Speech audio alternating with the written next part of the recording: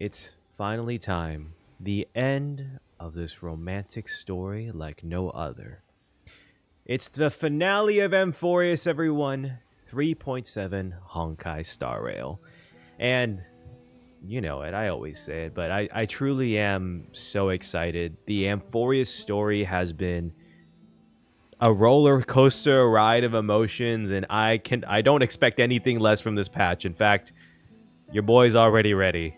Like I just looking at the trailers, you know something sad's gonna happen. I'm like I don't want. I'm hoping I'm not hyping my sadness up, but like I also feel like I know Hoyo's stories enough where it's gonna be a banger. I already know it. Just all of the promotion around it, everything going on, Cyrene's animations. All in all, super excited. And as always, we got to start this with the predictions list. Now, this one is actually very special because if you didn't see, I had a live stream yesterday, or yesterday in terms of the day I'm filming this, which would be the release date. My chat and I, my audience, you guys, we created a joint predictions list for the finale of Amphoreus 3.7. And this is something I think I'll be continuing doing from now on. I think it was really fun to have everyone come together, spitball ideas and talk about different theories and come up with a joint prediction list. And we landed at 12 predictions, which is a little bit more than what I usually do, which is 10, because someone said it, but you know, 12 for the 12 Chrysos heirs. And then maybe we'll have a 13th for the final one, just for kicks and giggles. But we'll figure that out later. Anyways, to go over the predictions, I said originally that Cyrene will die/be forgotten by the universe. At least the Cyrene we know, which will be the grown-up Cyrene. Little sad, but I feel like it was really implied in the trailer that she's not gonna just like be, you know, it's not just that she's not gonna make it to the new world or tomorrow. She's going to be forgotten I think she's going to be forgotten, honestly. I think part of the irony, there's been a lot of irony in Amphoreus, and the irony of the Emanator of Remembrance is that she's going to be forgotten. The Chrysos heirs will become real people, and Amphoreus will become a planet. Now, I've put real in quotations because I'm also counting it if they are mimetic beings. If they don't have like a real body, but they're mimetic beings and they're able to be, and they're like, you can visit Amphoreus, but it's like kind of like Penacony and a dreamscape. I think Herta will use the imaginary implosion pulse. This was hinted slightly in the 3.6. March mentioned Herta had this weapon, which is like kind of like a wild, like it was something that was mentioned in the side quest a while ago in Penacony, which was really cool that it was brought back. And we did see a massive explosion in the 3.7 trailer, so I think that might be the case. I truly think Iron 2 might kill Lygus, because I think he's going to end up doing the thing that Lygus said as an example, the Chimera that took the head of the body. And Lygus is thinking it's going to be a noose, but I think Lygus might be the first one to go. Which again, there's like, I think 8 other versions of Xandar 1. I think that's off the top of my head, if I remember correctly. I think there's going to be at least a hint to the 4.0 region. I don't think it's going to be officially, like, it might be officially released or officially named, because I think 2.3 mentioned Amphoreus, but 2.2 didn't, if I remember correctly. But it did have, like, a list of different options. So I'm not sure if it's going to say the name, but it might, like, hint towards, like, the next thing we're going to go to. I know in 3.8 we're going to Penacony, so there is one more patch, but I feel like there might be a little bit of a sprinkle of a hint. I think Stephen Lloyd's going to be revealed, one of the Genius Society members. Who's kind of hinted to be kind of childlike, but I think Stephen Lloyd's gonna be revealed. We're gonna get like a full-on like character model for them. I think it'll be really cool. Now, this one I think is just, again, poetic. I think Noose preordained their own death, but it will be the one time they were ever wrong. Because this is if this is true, this would be such a good story point, because if Noose preordained their own death, but it was the time when they were wrong, it would prove Lygus wrong, and it would prove Herta right. And it would also make the Enigmata correct as well.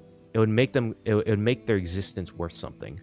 I think it would just work so perfectly with all of the different factors that is happening in Amphoreus. I think it would work really well. I think Pearl, the Stoneheart's going to be revealed as well, because it was her ID showed up in one of the Chinese Bilibili trailer, the countdown trailers, which I'm so sad they didn't do in the English one. Like Star Rail, like just you could even honestly like play it and give us subtitles. Like I understand like do hire voice actors. I'm like joking, but like I think we all would love to see that here in America and the West. I think it was really cool if you got the chance to see it. They were so cool, and there's so many lore story points, and one of them was that Pearl would be one of the people that's heading the IPC crew that's attacking that's heading towards Amphoreus against Iron Tomb, which I thought was really cool because she's also in Teletron, by the way. We'll meet a new Xianzhou general, Yao Guan, who is in charge of the Matrix Prescience Ultima, so the seer strategist. I think she's gonna be the one who's revealed because we saw like little hints to her all like during the trailers in for where that showed the generals in Amphoreus. So yeah, I think we're gonna see Yao Guan in this, like maybe a hint. There's a chance it might be Marshal Hua, but I think a lot of people in my community basically stated that like they don't think that Marshal Hua would turn her back towards the abundance for Lord Ravager, but she would definitely send generals because it is a big deal. This one is a hard take. I don't know if this would actually happen, but I think we might be able to see some of the Chrysos Heirs Titan forms. It'd be tough. It would be tough, but like honestly, that would be sick. I would love to see all of them in their own Titan-esque form. It would be cool. It would be so cool. It would be so sick. So we kind of had a theory that Cyrene, the reason why the Remembrance is the fourth type of finality, is that Cyrene will basically destroy Amphoreus and remake it anew from the memories that she's collected from the 30 million cycles. And in that new Amphoreus, the Flame Chasers and Amphoreus characters won't remember the flame chase. I think it's gonna be really sad, obviously, but I feel like that would honestly maybe be would it be better? I don't know. I feel like probably for Finon, definitely, if he doesn't remember all of those like millions of cycles, to be honest. But yeah, that's kind of one thing that I'll say. It'd be maybe going too far in the tragic route, but it could happen, you know. And in this one, a good amount of my community members have a theory that Cyrene is Dolly, who is the former navigator of the Astral Express, who was the navigator during the time when Acavelli was around. And the reason why we think that she might be Dolly, her body started crystallizing when Acavelli fell. There's a theory going around that Cyrene might be Dolly from the Astral Express, and especially in the last trailers, there's a lot of things showing her on the Astral Express. It might be interesting, because also another thing that would be interesting is that if maybe she shows up on the Express and Pom Pom recognizes her. That would be insane, honestly. And also so sad. Pom Pom already had like a moment with Misha that made me tear up, honestly. But yeah, this is the 12 theories, the 12 predictions that we have as a community. And honestly, it was super fun to talk with you guys, but let's see if I'm right. By the time you're watching this, you probably know whether or not we're right or not. But you will see my reaction if we're right or not, right? That's the whole point of this anyways. Yeah, so with that being said, let's get started to end this long journey. You know, maybe actually this is something I would want to see, is that on the 13th, maybe like the 13th I guess prediction to make the 13th Chrysos Heir, the 13th Titan, is I really hope that because all the Chrysos Heirs are playable, that we're able to use each of them or we're forced to use each of them in this final final story quest, where like maybe there's 12 or 13 battles and you have to use these characters. You have to use the Chrysos Heirs. Even if you don't have them, like they could use trial characters. But I think that would be really great. I think it would be really cool to be able to use all the Chrysos Heirs in the story. You know, maybe I'm not sure it would be one last time, but like basically one last time, you know. But yeah, no, that would be cool. I would really love that. But anyways, like I said, let's go to tomorrow.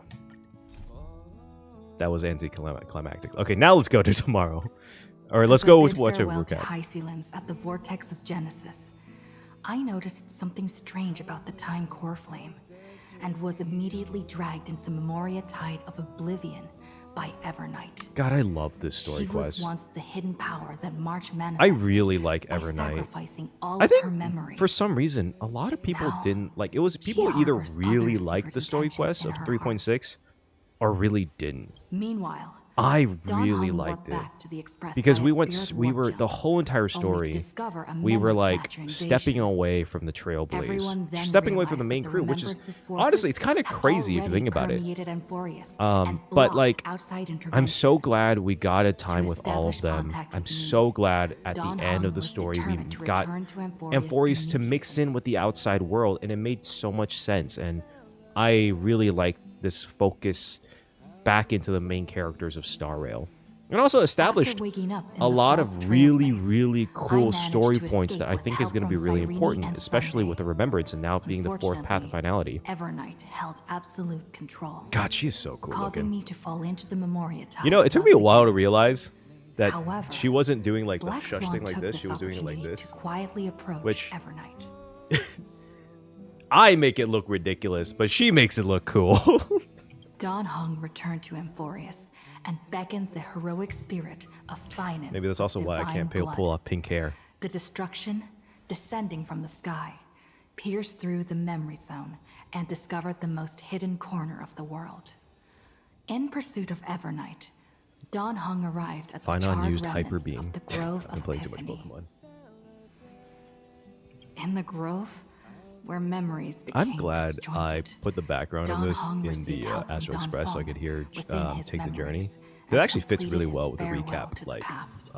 storytelling. In their final moments, the Earth demigod Terravox entrusted all their duty and authority. Oh wait, I never to Dawn noticed. Hung. He's smiling. With this They're newfound smiling. Oh, that's Dawn kind of Hung cute found and me a little within the Memoria romantic Tide. in a certain way. But like, I'm not saying that in a shipping way. But like, you know what I mean. Like, it has that little anime romance moment. We entered the Nameless God. Titan's great tomb and discovered its secret.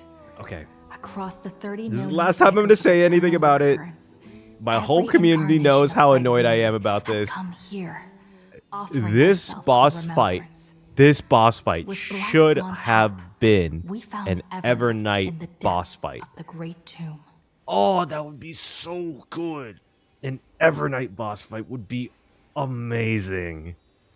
Maybe it'll happen in the future, but When all seemed lost, Evernight this one almost was got me. I'm not gonna captured by lie. March's This camera scene nearly, and trapped this within this the scene nearly memory had my heart, maze man. of Ides Elysiae. After several lengthy conversations, March and Evernight Possibly one of the reached most, an agreement. one of the best cutscenes Evernight in Star Rail. returned March's memories. That and isn't like March super actiony, finally right? returned I to think our it's just it's a side. really heart touching one. With every condition for the Era Nova fulfilled, we returned to the depths of the Great Tomb. You know what's and kind of fun initiated the final Era Nova is looking ceremony. these like screenshots and kind of looking at their face and their faces and like their mouth, like if they're smiling or not or anything. Because I feel like that's something we just never really like pay attention to. And it's kind of funny sometimes. Like it's just like such a small detail. But yeah, the final Era Nova. Is that it? All right, it's time to go to tomorrow. It's still early. Where to now? Oh. Ooh. Oh, actually, what team do I want? I don't have Cyrene. I feel like I wouldn't even have time to build Cyrene if I pulled Cyrene right now. I don't have the ability to do that right now. We'll play this team just because it has the most Chrysos heirs. I also plan to get Hyacinth, but I like I said, one of the main things I always want to do is try to have the Trailblazer be kind of the main point of the story, so I can walk around with her, you know. God, her model. Okay, I'm not gonna lie. The wedding dress thing is not really for me. You know, to each their own. But I have to admit, her model is so good looking. It's so good looking. They did such a good job with it.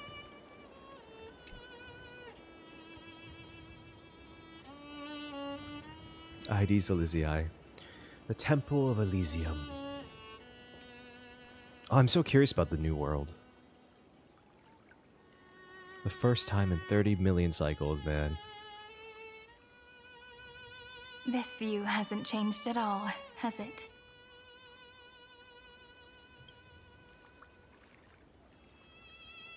The hometown in your memories never changes. But when you return to your senses, you realize that fate has already stolen the time away. I have to also give it to, I forgot her name. Oh my god, I feel bad for forgetting her name. I think it's Aiden something, but she did a good job, like kind of doing the tone changes, like Skylar Clark with the March 7th, where there's a difference between small Cyrene and big Cyrene, enough to make it like not seem weird. That it's not like it's crazy because it's not like an age difference feeling. It's like you could tell she has a bigger body, not in that like bad way, but like she has a taller body, and you could hear it in the voice. Welcome to the Trail of Genesis, friend.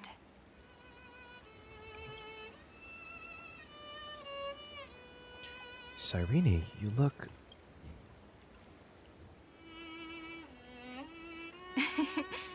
Seems like the weight of memories from 30 million cycles really made me grow up.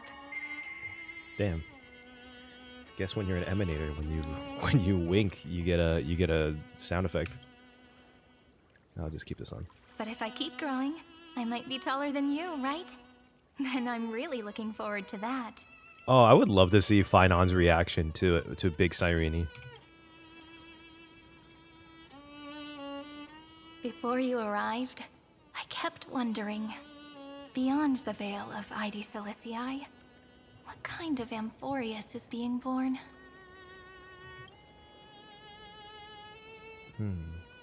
I can see fragments of it when I close my eyes. The friends who walked alongside us have all moved on toward their respective destinies. Some turning into pillars of the world, supporting the sky and the ocean. Others sowing reason, laying down the law, and with gentle hands lifting newborns into the light. Death and strife are no longer feared by people, and trickery has become the innocent games of children. Wait, that's actually kind of cute. I like the idea of Cypher's trickery being like a more a game type thing. That's kind of cute. God, her dress is great. Like, I know I said it before. All beings living ordinary and peaceful lives, within the net woven by romance and passage. Her There's eyes no also black has the world tide, bearing. no flame chase, and no destruction. The world on the other side of the sea is one bathed in sunlight. If only that could last. It's not, but like, if only. It's a world we must protect. It's the dawn that Finon and everyone had wished for.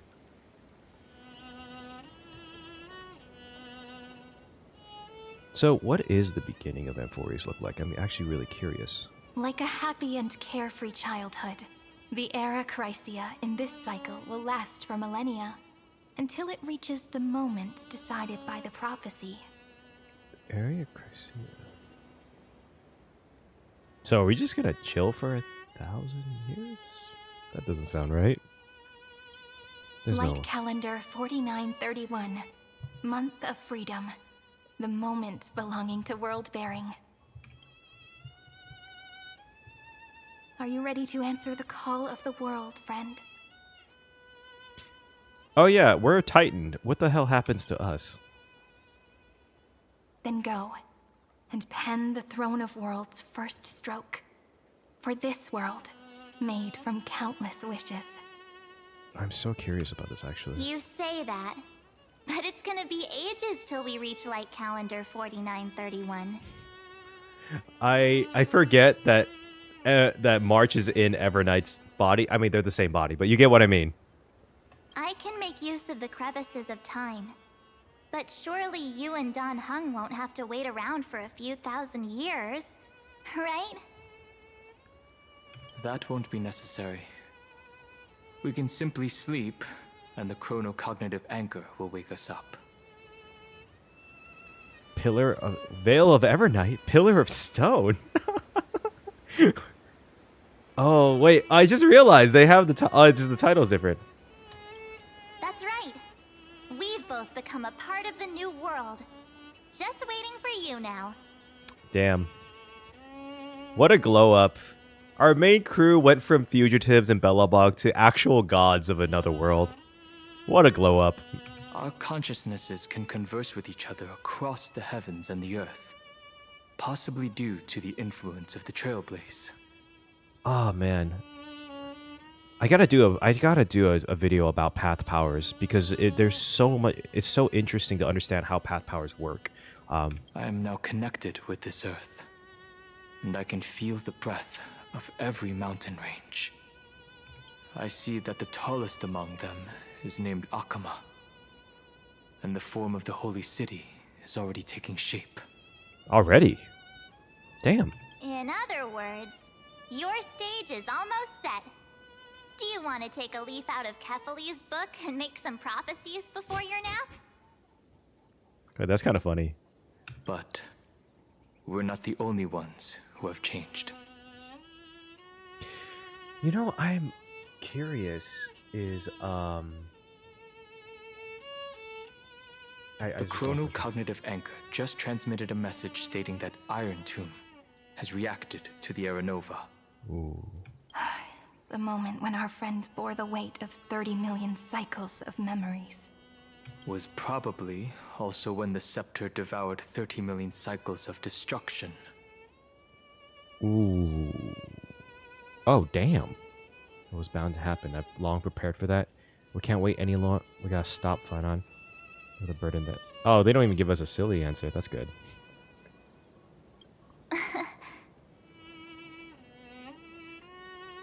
You know, you don't have to shoulder this world all on your own. Aw.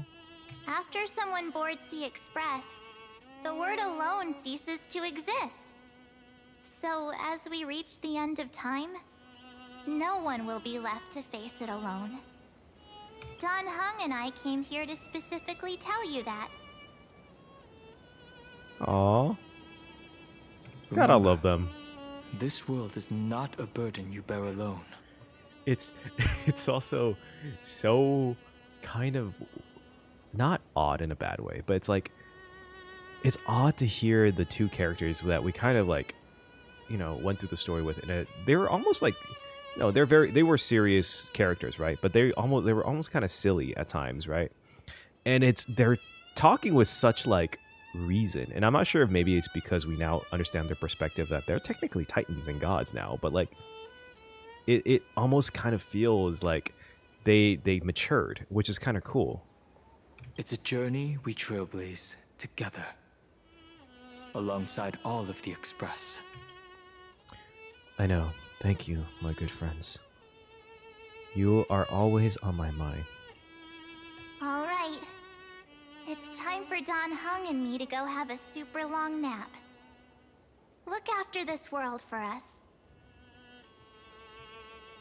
The road ahead is long, but we'll be waiting for you at the end. Oh, so they're not really going to be a part of the, I guess, first half of the story? Until, like, Iron Tomb thing comes up. I guess from this perspective, maybe the first half of the story is exploring and connecting with all of the Chrysos heirs.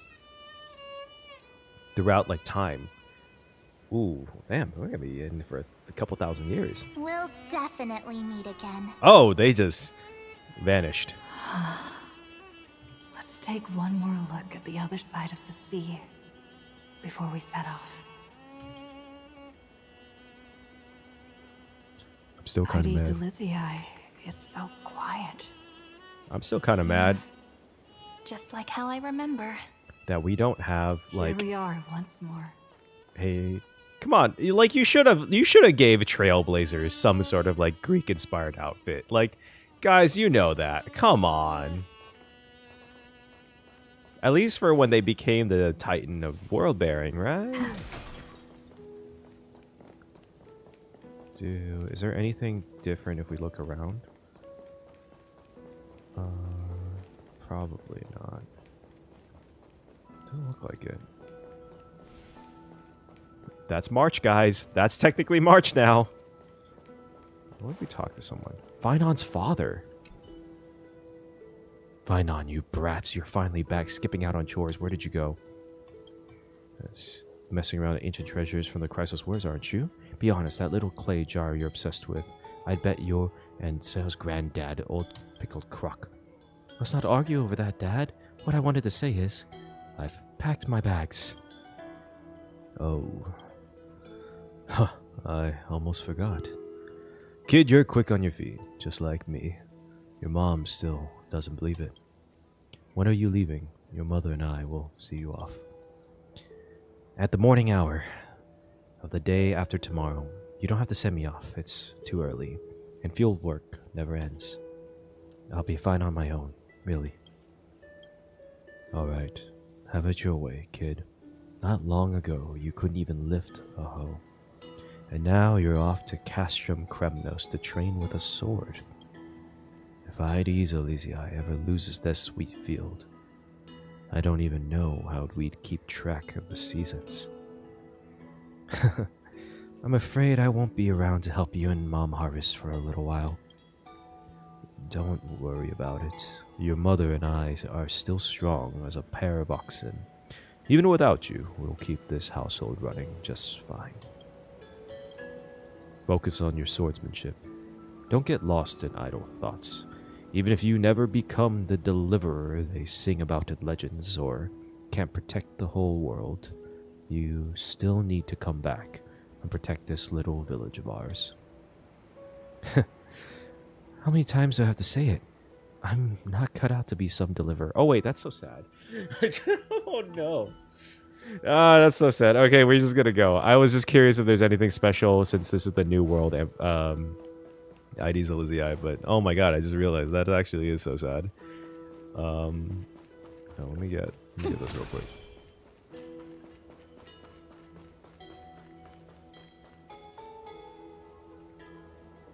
The scent of the black tide is now completely calm. At last, the starting point of 30 million cycles has finally welcomed Its first end. And the final end, right? I can't hear his voice. There are no flowers there that bloom for him. Nor is there a star that is his. That's sad. Finan is the only one who didn't reach the new world.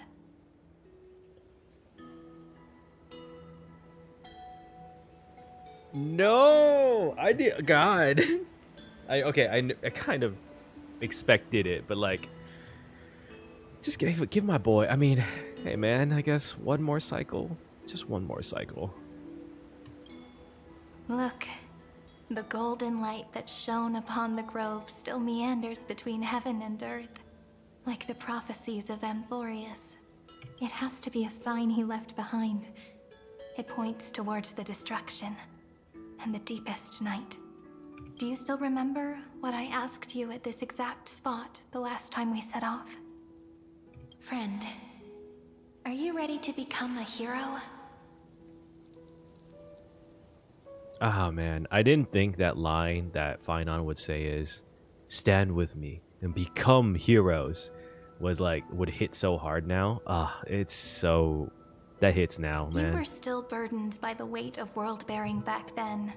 Still unsure of the role you were meant to play.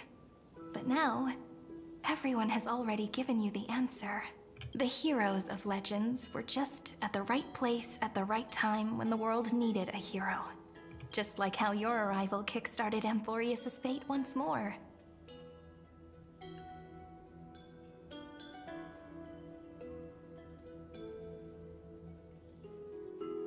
A person's personality is their destiny. Why is that in yellow text? Together, we'll all make it to the best possible ending. We best. Those are such beautiful words. Thank you, friend. I was also trying to cheer myself up with what I said. After all, before we truly compose the end of this story, I must also pluck up the courage to head off with you.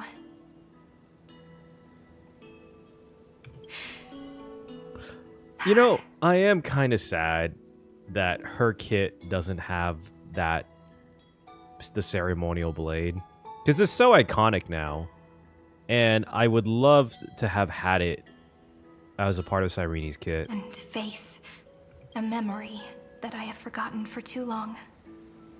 And have denied for too long. Excuse me, what? Hold on.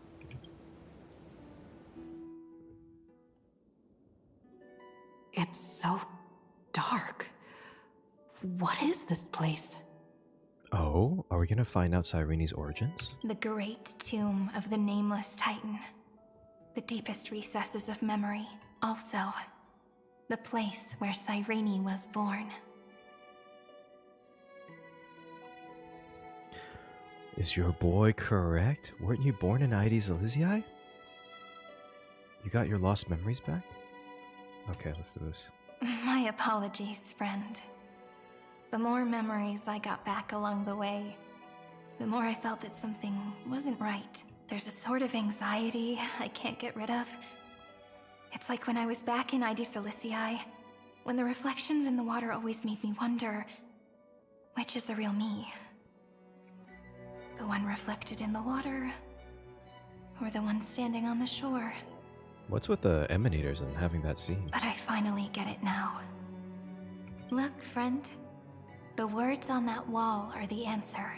1, 2, 3, 4, 5, 6, 7. Do, re, mi, fa, sol, la, ti. That rhymeless tune is the lullaby of little fairies. Oh, that's why all the fairies were named that way. As always, I'll read this book to you. That way it won't just be Cyrene's memories alone. I've always thought that I was the narrator of the Flame Chase journey. But as it turns out, the narrator is also the most devoted audience. What do you mean? At the moment of Era Nova, I was enveloped by the texture of memories. Within the glistening crystal, I saw countless Cyrenes, as well as countless versions of me. This is the final puzzle piece of the memories. A prison born of the erudition, a grave annihilated in the destruction. That unknown solitary god, the 13th Titan who should not exist, the first new spore. The demiurge is right here. Oh? Oh? Oh. God damn. I know it's going to be revealed soon. Interrogation records But have still. been submitted to the Marshal. According to the Ten Lords' decree, Jing Liu and Luocha shall continue to be detained in the Shuling. Oh, okay. I said that like I was disappointed, but I am actually really excited to see. Oh, I'm so excited to see the outside world of like the outside universe interact with what's going to happen. Like I mentioned, if you've watched any of my recent content, I've been just hounding how much I'm so excited for this space war type like spaceships coming out. It's good. I'm so excited for that. But you, Merlin's Claw, have been reluctant to end the transmission. Do you wish to reminisce with us? Or is there something else on your mind that you're just desperate to get out? You're quite calm, Jingyuan. The Alliance only authorized the law food to be deployed for this Iron Tomb operation. Okay, so it is so it makes sense that it would only be like a little bit one or a couple of generals. They say the Seer strategist's wisdom shines like a beacon. So why can't you see things clearly now? Look who's talking. I didn't vote against it, did I? Did her voice change? I remember it being higher. But with enemies all around us, even a child knows the Marshal needs to keep a few Xianzhou ships in reserve, just in case. Whoever volunteers first is the Marshal's pick. If you have to ask, I'd say this outcome plays right into Jingyuan's hands. Like it or not, there's no way we're letting the Lawfu take the lead in this battle. Ooh. Oh my, Merlin's Claw. Are you afraid the Lawfu might steal the Yao Qing's glory? Ooh. Oh, God. You know, I do like Genuine quite a bit. This is no laughing matter. Between the Stellaron crisis and the War Dance ceremony, though the chaos has settled, rumors and speculation are only growing by the day. High key, they're kind of right though. Like honestly, they're not wrong. Honestly, With Elder Huaiyan around, those with ulterior motives won't be able to stir up any trouble. But once the Lawfu gets their hands on the golden blood, it'll be a whole different story. With the kind of person Jing Liu is, and her connection to you, I don't need to spell it out. There are countless ways this could be spun into something bigger. You're overthinking it, General Fei Shao. When I volunteered for this task, I never expected unanimous support from the Alliance anyway. The Lawfu will seize the Golden Blood and redeem itself. That'll be our first win. Then we'll leverage this Golden Blood in the negotiations. Our second win. These 2 wins for the Lawfu will make all 3 of us happy. And that'll be our third win. but what's in it for them to let the Lawfu take up this? Look, if this were a Skyfaring Commission deal, we'd be rolling in money, wouldn't we? Maybe the Divine Foresight should change his name to the Optimistic General instead. Actually, I'm not, okay. I don't know if the voice is different, but I do like this voice more than what I remember it to be. With the Decalite reflection barrier, the Yuchue must understand even more than the Luofu how significant this battle is. Amphoreus' karma has vanished from the matrix of prescience. What omen does General Yao Guang see in this anomaly? In divination studies, we call this an empty fortune. It involves the eons and is thus beyond what mere mortals can comprehend. God, imagine you look up a supercomputer, like if you go on ChatGPT and be like, hey, what happened? And the ChatGPT is like, I don't know, ask God. Your explanation isn't any clearer than Lady Fu's. Come on. How hard is it to understand the word uncertainty? For the Cobalt Head, the emergence of Iron Tomb is a calculated instant, but I don't believe they will just sit around waiting for death. And for the powers of the cosmos, this is their chance at survival, and the key to turning the tide of interstellar affairs. The Astral Express is leading the formation of an allied force, but I can see each faction has its own hidden agenda. Of course. There are even divisions within the Alliance, so it's not that hard to imagine how the other factions will react. Jing Yuan, I crossed paths with Selenova's Legion at the Battle of Sadunirama Star Cluster. Be extremely careful. The Ruined Legion's troops and weaponry are nothing to write home about. The IPC, even the denizens of Abundance, could take them on. However, while Void Rangers are just expendable pawns of the destruction, the real wild cards are... The Lord Ravagers. I find it so interesting. Why wouldn't the the what is it called? I always forget the name. The troops, the destruction troops, but Antimatter Legion. I don't understand why the Antimatter Legion wouldn't be that interesting. I guess they're like kind of mindless, but I don't understand why they wouldn't be more like buffed up, because they're literally powered by destruction. Indeed.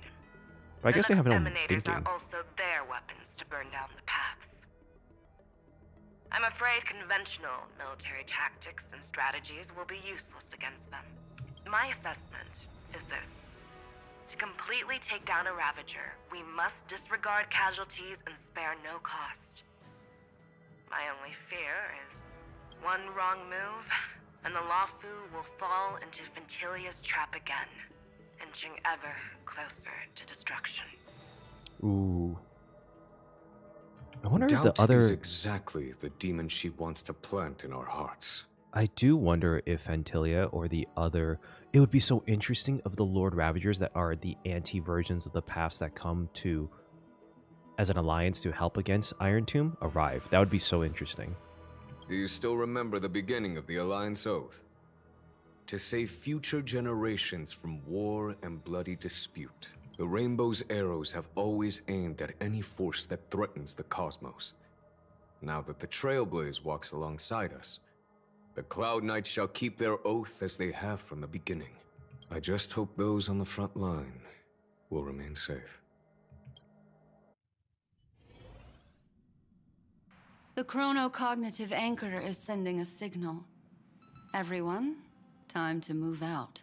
Ooh, Herta's on the Did express. she and the others make it? Let me go over the plan one more time. I guess just there's in no case. answer. You'll enter Amphoreus, reunite with your 3 separated companions, and try to locate Iron Tomb from within the world. Wait, the Astral Express is going on the... Okay, that's cool. Who are you taking with you? The fate of the universe hangs in the balance. We can't afford any slip-ups. I suggest everyone except Pom-Pom join the fight. God, the Pom-Com could throw hands, bro. Pom-Pom would throw so... Those fluffy ears, I guarantee you, they could We fuck do someone up. need to be prepared for all possible contingencies. I have no objection to this. I'll do whatever I can. Meanwhile, Screwy and I will continue attacking the Demiurge Matrix. That is, the Scepter's kernel, from the outside. With our 2-pronged attack, we'll turn this hunk of metal into scrap for sure. Now we just wait for those 2 to get back. Oh, and just like that, they're here. Where were they? Sorry to keep you waiting. With Planet Screwlum's help, the formation of the Cosmic Alliance to counter Iron Tomb is progressing smoothly. Leave it to Himiko to make a cosmic alliance between a lot of factions that may have actually hated each other. The cosmos has set its sights on Amphoreus, and now it's just waiting for the first shot. Well then, let's not waste any more time, Fourth Mirror. It's my time to shine! Finally off the bench. Initiating thought refraction. Please read the safety protocols carefully. Huh? Just kidding! I've already checked the agreement box for everyone. And now, destination? Amphoreus. Oh, I'm so happy to see everyone arrive on Amphoreus. 2, 1, launch! Cutscene? Oh, The flow of Memoria is so heavy here. I thought there would be cutscene. They just end up here. Oh, okay. Unlike Penagoni's dreamscape, this place has built up a true epic measured in millennia. The vortex of Genesis, where all myths begin and end. And in this new world created by the Nameless, the infinite cycles have been broken. Let's set up the Trailblaze beacon and establish contact with the outside world. Is that possible? I'll leave it to you then. It'd be better for me to not show myself in front of the Garden of Recollection. And, Mr. Sunday, you probably shouldn't show yourself either. Yeah, I forgot he's a fugitive, to be honest. Agreed. The Astral Express has landed. If you receive this message, please respond immediately. Over. This is the Cianjo Alliance. Communications normal. Interastral Peace Corporation. Aventurine! Communications. I love Aventurine. He's one of my favorite characters. No response from the Galaxy Rangers. Not surprising. But I didn't expect the family to also stay silent at such a critical moment. That's actually true. I feel like the family would respond here. That's a pretty blatant disregard from the family for Penacony's independent director, I'd say. Long time no see, Miss Himiko. God, it's so cool to see them all again. It's been quite a while, Madam Jade. Why no response from the Galaxy Rangers? I guess The they're doing something. significance of this battle rivals that of the campaign against Zulo. Only through victory can we disperse the shadow of Iron Tomb that looms over countless worlds. The 10 Stonehearts shall spare no effort for such a grand mission for the preservation. I'm sure just the preservation. Madam Jade led the Intelligentsia Guild in conducting specialized research on Iron Tomb's past activities. The bad news is, the collapse of the erudition won't just affect inorganic beings. You mean Iron Tomb can infect organic life, too? Well, the good news is, so far, its effects on organic life are under control. The infection progresses slowly, and the resulting neuropathy is non-fatal. In any case, the IPC can guarantee targeted vaccine coverage within 48 system hours in all star zones within the medical system. Okay, I said this in the last stream when they were hinting at like Ratio developing a vaccine for the basically Iron Tomb, which is the anti-organic equation virus. I feel like I truly feel like that is a feat worthy of being acknowledged by Noose. I'm not sure if anyone else thinks that, because that's like, I feel like that's on par level to Herta solving the solitary wave theory, unless it's not really just like Ratio, or maybe there was a initial version way back when in the Mechanical Emperor's Wars, and then they updated it to Iron Tomb's recent data collected from Amphoreus. But I truly believe a vaccine of that nature done so quickly is like, I feel like that's insane. That's like you're basically creating a vaccine against a god's virus. I mean, technically all viruses are god's virus, but literally, you get what I mean, right? Oh shit, wrong button. What about other star zones? At a time like this, are the followers of the Firmament Arbiters still trying to make a profit? Oh damn.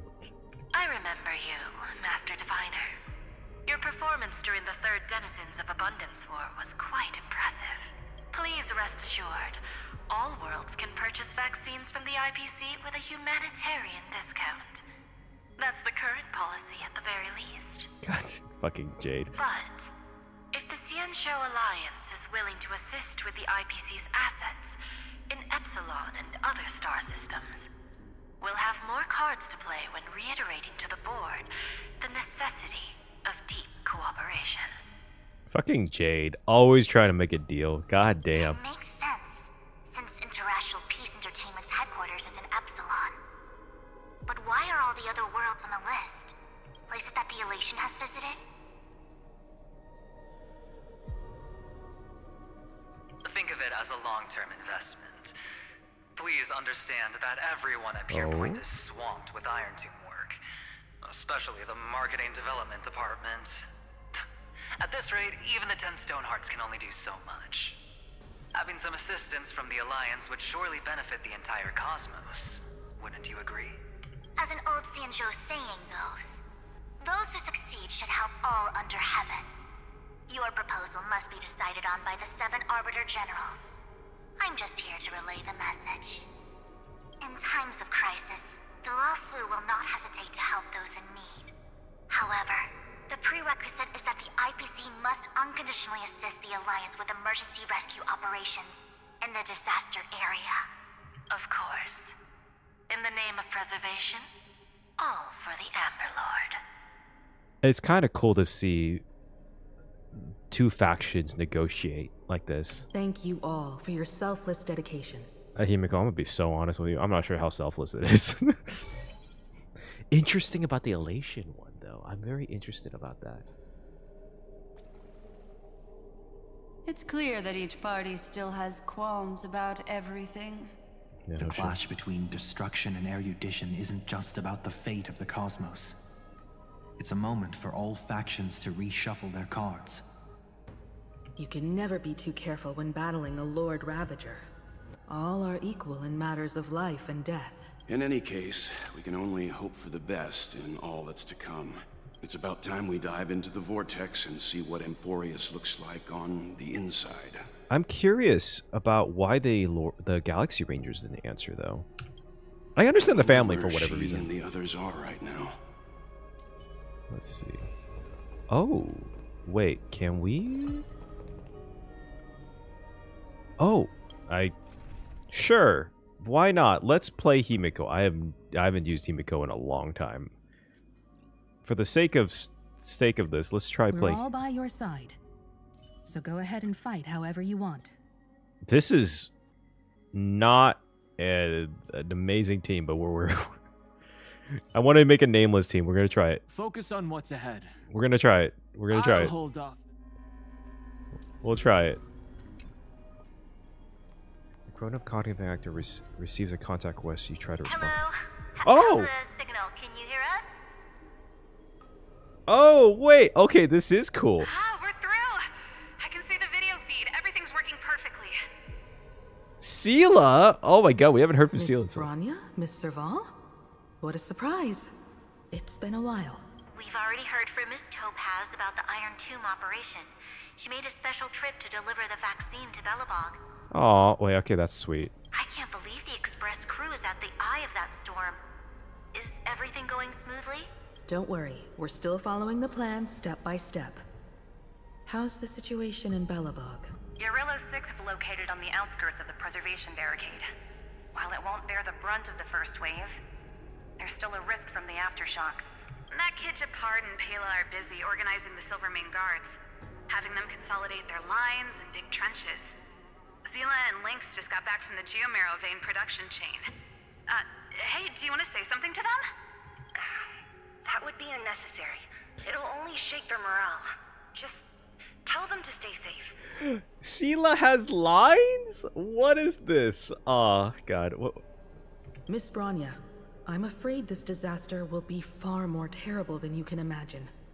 Please, be sure to follow Miss Topaz's instructions and make thorough preparations.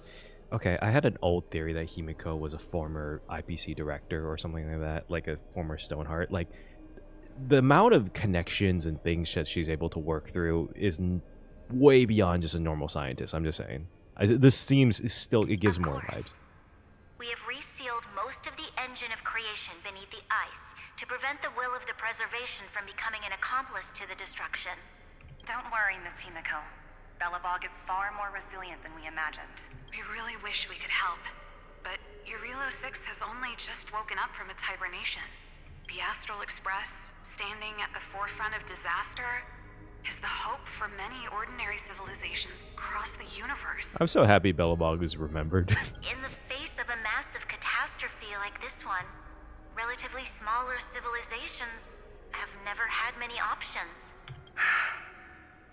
But that's exactly why we have a resolve that's second to none. If anything goes wrong...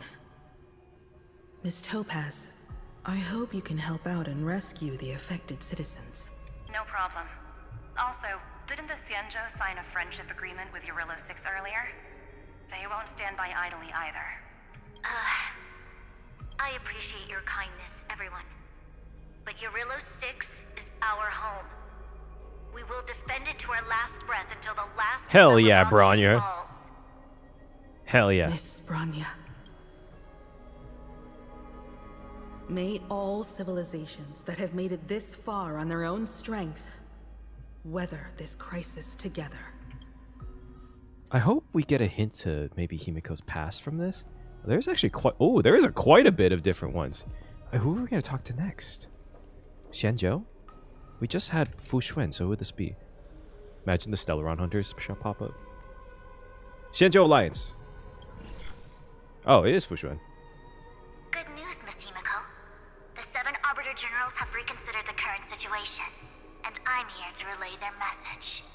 Officially, the Alliance's combat forces will still be limited to the Luofu, but the Yaoqing has also been deployed in the surrounding war zone as a contingency. Ooh, that means Yao Guang might be revealed. Words cannot express our gratitude. Getting the hunt to agree on sending troops must have taken quite some effort from General Jing Yuan. The Luofu already considers the Express an important ally. We also have no intention of hiding the fact that there is indeed something the Xianzhou seeks from this Iron Tomb operation. Ooh. Oh, the golden blood from the destruction. But this time, the Marshal herself decided to send out troops. With a formidable enemy before us, the Alliance has no reason to back down, nor will we be content to take a back seat. I think honestly it does make a lot of sense for Marshal Hua to be like, you know, again, like, yes, they're fighting a war against the abundance, but at the same time there have been like clashes with the Lord Ravagers at the point where I'm like, okay, it would make sense for Marshal Hua to be like, maybe not send all of the Xianzhou, but like send like the Luofu or 1 or 2 ships makes a lot of sense to me. If we can stand together with civilizations across the universe to overcome this crisis, then we must do so, even at the cost of our own lives. The Alliance truly embodies the principle of righteousness. It's fortunate that the cosmos has great heroes like you. You're too kind. As for that Jade Abacus of Allying Oath, you can save it for when you're in more dire need. I do wonder about what... one thing that I do wonder about, because I'm not sure if they're going to make the assumption that Amphoreus will become a actual place, or because they do know that there are 3 Emanator-like beings on Amphoreus. So I wonder if maybe one of the objectives for having all these factions, political factions, the Galaxy Rangers, I don't think they give a shit, but like these political factions to come to Amphoreus is because Emanators are a rare commodity in a sense in the in this, in the universe. So I do wonder if maybe them coming in here might be like, hey, we want to make a connection with a powerful Emanator. It would be super advantageous to have another one that's connected to us. Who would this be? Penacony? Robin. It's Robin. IPC. Okay, maybe I was wrong. Aventurine? Okay, I got it. I regret to inform you, Miss Himiko, that even the Strategic Investment Department is constrained when it comes to the Iron Tomb issue. And it would be difficult to meet the expectations of the Astral Express. What is our expectations? However, Madam Jade instructed us to look after our nameless friends as much as possible. So let me offer you all a small suggestion, just from my personal perspective. Other departments at the IBC might also take this opportunity to extend an olive branch to you. Oh, that's interesting. When that time comes, I hope the Astral Express will remember that the 10 Stonehearts were willing to stand with the Trailblaze, even though we were in a difficult position. And more importantly, we were the only ones willing to do so. Sounds like a threat, doesn't it? But trust me, every word comes straight from the heart. I don't think that changes a threat, by the way. I think a threat is more threatening when it comes from the heart.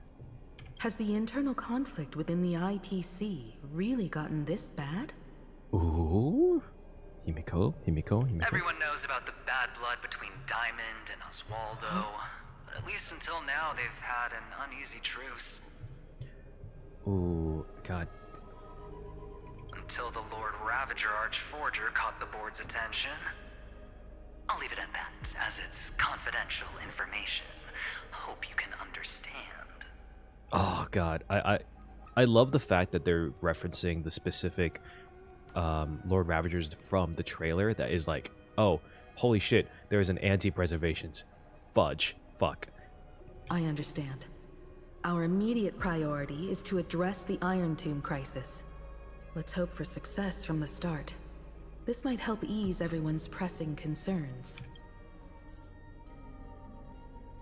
All right. I'm assuming this is family. The family. Oh. Boot Hill? Of course, we would never know the Rangers' comings and goings. This would be the family then.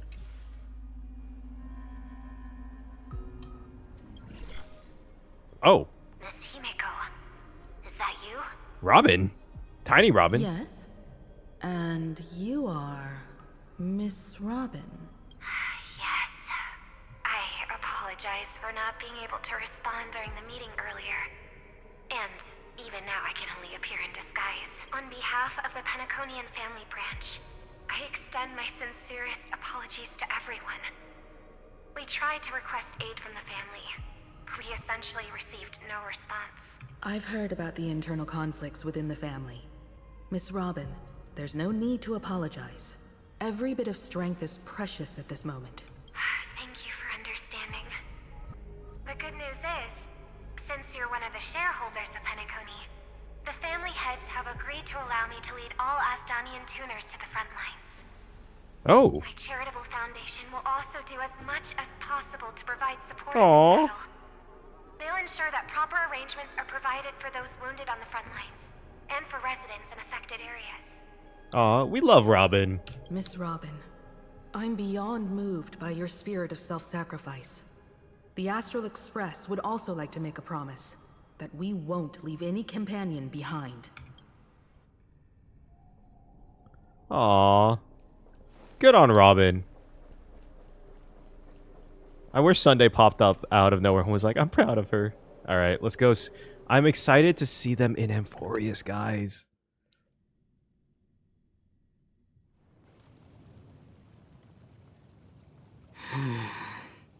Why is there no one here?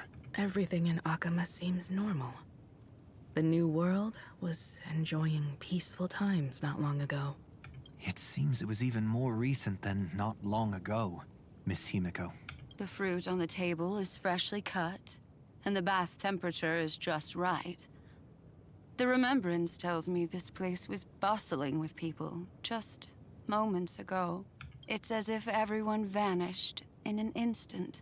Could this be Xandar's doing? Unlikely. He's still under the surveillance of those two geniuses.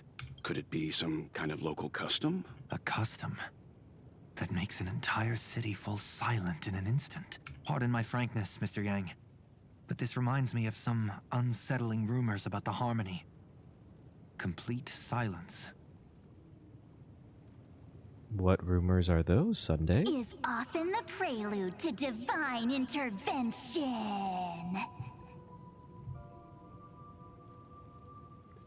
Is that Sparkle? Everyone, be careful.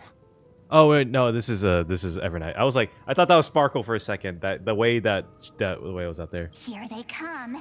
Here they come. The nameless of the Astral Express. Evernight? How is this possible? She was already... Guys, this is definitely... she sounds too happy and high-pitched to be Evernight. We are the chroniclers of time, and we do not fade away. It is, it's just a Finally, the last era Nova has been completed. What did you do to the residents of the Holy City and the three Nameless? I didn't need to do anything. The remembrance will ultimately become the substance of the new world. Now, they are no longer the trailblazers you once knew, but gods who permeate heaven and earth. The 12 titans who guard Amphoreus.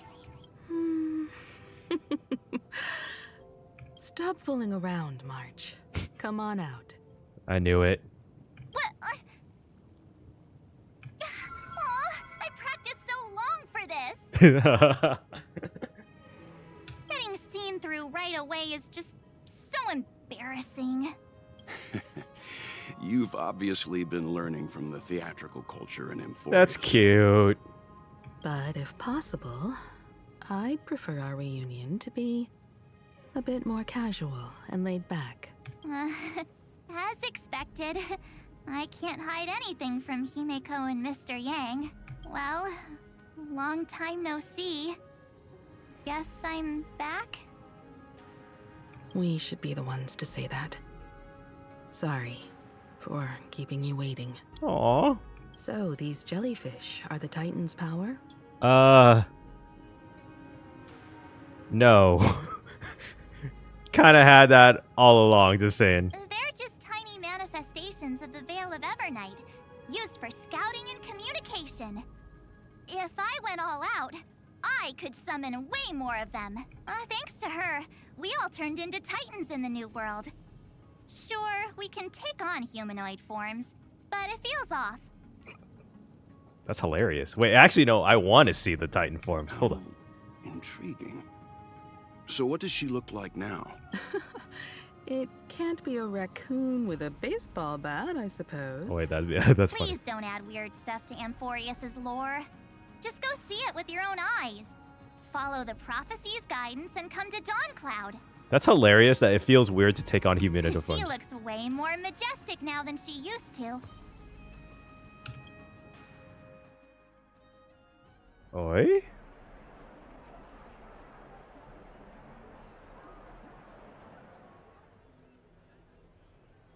Unbelievable. All the residents of the Holy City have gathered here. And no one else is questioning the four random people This that isn't look just like a gathering.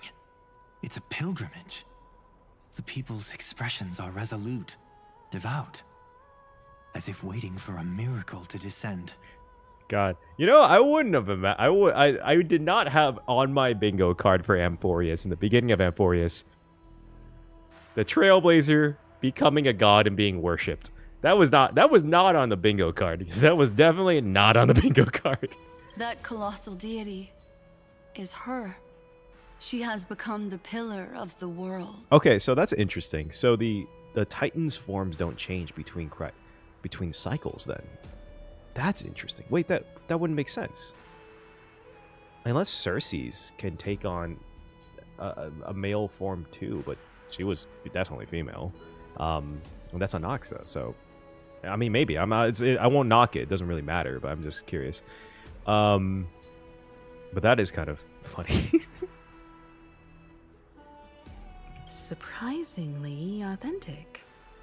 Being this serious is quite unlike her usual style. She looks like a proud mom. Those people didn't disappear. Instead, they've answered the call of the prophecy and come to witness her awakening. Our good buddy now bears the weight of the entire world. And every breath they take is intertwined with Amphoreus' destiny. Awakening? Has she fallen into slumber? Yeah.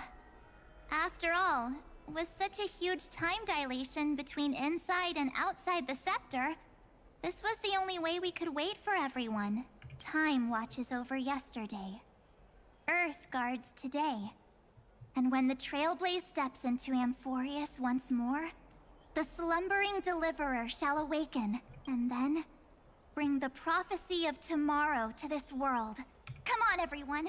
Let's get closer to her. Watch how the world-bearing prophecy changes this world. How interesting. And she just disappeared. It seems the kids are already miles ahead of us at this stop. You have no idea, well, and that's cute. All the more reason we can't afford to slow down our pace. Let's go witness this moment for ourselves. God, they really do look like a proud mom and dad. Majestic. Speaking of which, I once caught a glimpse in Sleepyhead's memory of her transformed into a towering Tathalov. Could it be? No way. That was just a nice dreamscape. Ugh, at least nice for her. If they are the throne of worlds who bears the weight of this world, perhaps they could guide a traveler still wandering among the stars. Aww. Hey, since when did you get all pious? Her advice sounds pretty silly sometimes, you know.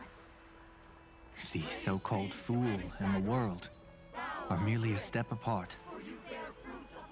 Tree of reason, teaching us to find erudition amidst imperfection. What? Praise be to Electra, chalice of plenty, for you brew the ocean into sweet wine, dispelling nihility with every toast at the feast. Praise be to Hyacinthia, eye of twilight. Oh wait, I wanted to hear the rest of that. Citizens, behold! Our last Titan, the world-bearing deliverer, is about to awaken! Oh, ancient god, your loyal subjects, bewildered followers, and fearless comrades in arms have all knelt before your throne. Awaken from your eternal slumber and bestow upon the world your divine prophecy! Please guide us! Show us how to embrace this beloved world as we welcome that distant dawn! Well, at least they're more united in this Amphoreus. To walk the path of a mortal as a god, or to bear a divine burden as a mortal.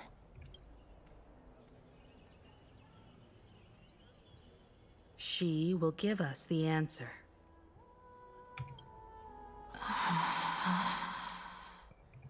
But I am not the deliverer. Wait, what the fuck? Rather, I am the nameless who dwells among mortals. Wait, this is actually kind of a crazy... Hold up. Wait, this is a crazy cool image, by the way. I love this. This artwork is crazy good. That voice is definitely her. I heard your prayers. The core flames flickered and dimmed, and the age of the gods met its end. So flow, golden blood, flow. I'll bestow it upon you, returning it to the true masters of this world. Stand with me and become heroes. Aww. Oh. Is this? Wait, is this Cyrene gonna pop out? Yes. It's the miracle she brought to Amphoreus. Of course, it would manifest in the form of the Trailblaze. Oh, it's the Astral Express. I just realized the little... Oh, that's cool. Golden blood, raining down like a storm. The prophecy has descended, and the Titan commands us not to be supplicants, but to become heroes of rebellion, to face that destined calamity, the destruction, head on. God damn. The prophecy of the Deliverer means nothing to me now. It belongs in the hands of someone far more fitting. Someone like all of you. In the name of Kozlana, let us depart and march towards the light. It's neither protection nor salvation. As always, there's no need for totems or myths. Humanity's most primal faith is that instinct named survival. Let's go, everyone. Someone has already sounded the horn of departure. Explore, understand, establish, and connect. Oh. Together, let us blaze a trail for the destiny of this world. That's cool. Wait, that is cool. Oh, we're just jumping around. Is it just me, or does this Demiurge Matrix feel completely dead? It's nothing like how the Memo Keeper described it. The environmental readings are all wrong. Conclusion: this must be what the kernel actually looks like in the real world. Oh. What did Xandar do to the scepter? At the end of light, there must be silence. Certain, pure, and absolute darkness. Not the time to quote the Lord of Silence. Bad omen. Either way, we have to press on until we uncover the truth behind the 13th Titan. The buried past is the key to stopping Iron Tomb. That is, if it even exists. Xandar says the Demiurge never existed. Who actually buys that? You can erase the records, but not the truth. It vanished too cleanly. No traces. Like someone's yelling, "Look, there's nothing here." Ooh. Oh, the music too. Too bad I'm the type who can't resist digging deeper. Looks like I'll be counting on you again, Screwy. Let's tear the system inside out. Always happy to help. But as your academic partner, I have to ask, Herta, what if we fail? Let's say the Demiurge really doesn't exist. Do you have a backup plan? A backup plan? Of course. If we can't find the key, we turn the lock into the key. The fuck? That plan's cost is incalculable. It shouldn't even be on the table. Well, then let's hope we never have to use it. Oh, that's a Chekhov's gun if I ever heard one. She's using it. Is that the imaginary impulsion pulse? There's no point worrying about the end just yet. One step at a time. Let's go. We don't want to leave the others waiting. You brought what I asked for, right? A butterfly has to land on the branch before it can dance. We'll need a wide open platform before her entrance. Who's her? Okay. We're gonna use... I don't... It seems like we might have to fight people, so I'm definitely using Herta, but I also don't know who Herta goes good with, to be honest with you. I have no idea, actually. We're just gonna run it. Herta, we're gonna run... Who is it? Who is it? She has a good with other erudition. Oh, it was Jade, and we will do follow-up. And then we'll do... Yeah, we'll go with that. That's good. I'm so sad. Like I have this weird thing with my account where I just so happen to miss like confirmed emanators for whatever reason. I missed Herta. I missed like Phynon. I missed Acheron. I'm hoping I don't miss Cyrene. I haven't pulled for her yet because it just came out. So. Oh.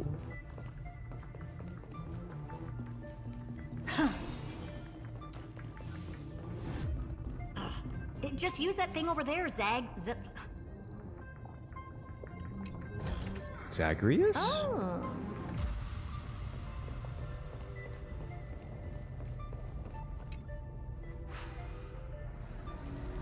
What a dumb name. I hereby rename it Herta's Big Hand. Oh my god.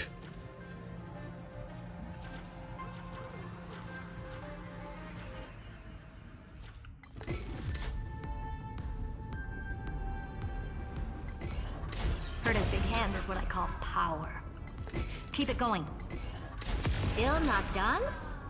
What is this? A junkyard for old Intellitron's leftovers? Oh. Finally. All set. Time for your precious treasure to make its debut. Of course. Just give me a second. What is that? Target initialized. With these wings, hacking should be much more efficient. We will... I'll worry about that later. Don't worry. Oh. Oh. A classic nuclear heat engine. Classy choice. God, I love Herta and Screwlum's like relationship. It's so like bantery and it's so cool. And I also like the fact that Herta, even though she's an emanator, she doesn't like consider any of the other Genius Society members less than her. Like she, I think to a certain extent, I understand if she doesn't consider even like Ratio. I don't think she ever really said anything bad about them, but I think she did actually. But I feel like I'm kind of glad that she made her character like at the very least like see the other Genius Society members at her level or respect them very much so. Just a personal preference. Her name's Mistletoe. Aw, he named her. Every flower in your garden's got a bit of poison, huh? Also a personal preference. Got it. It reminds me of the last time when we tangled with that Punklordian brat.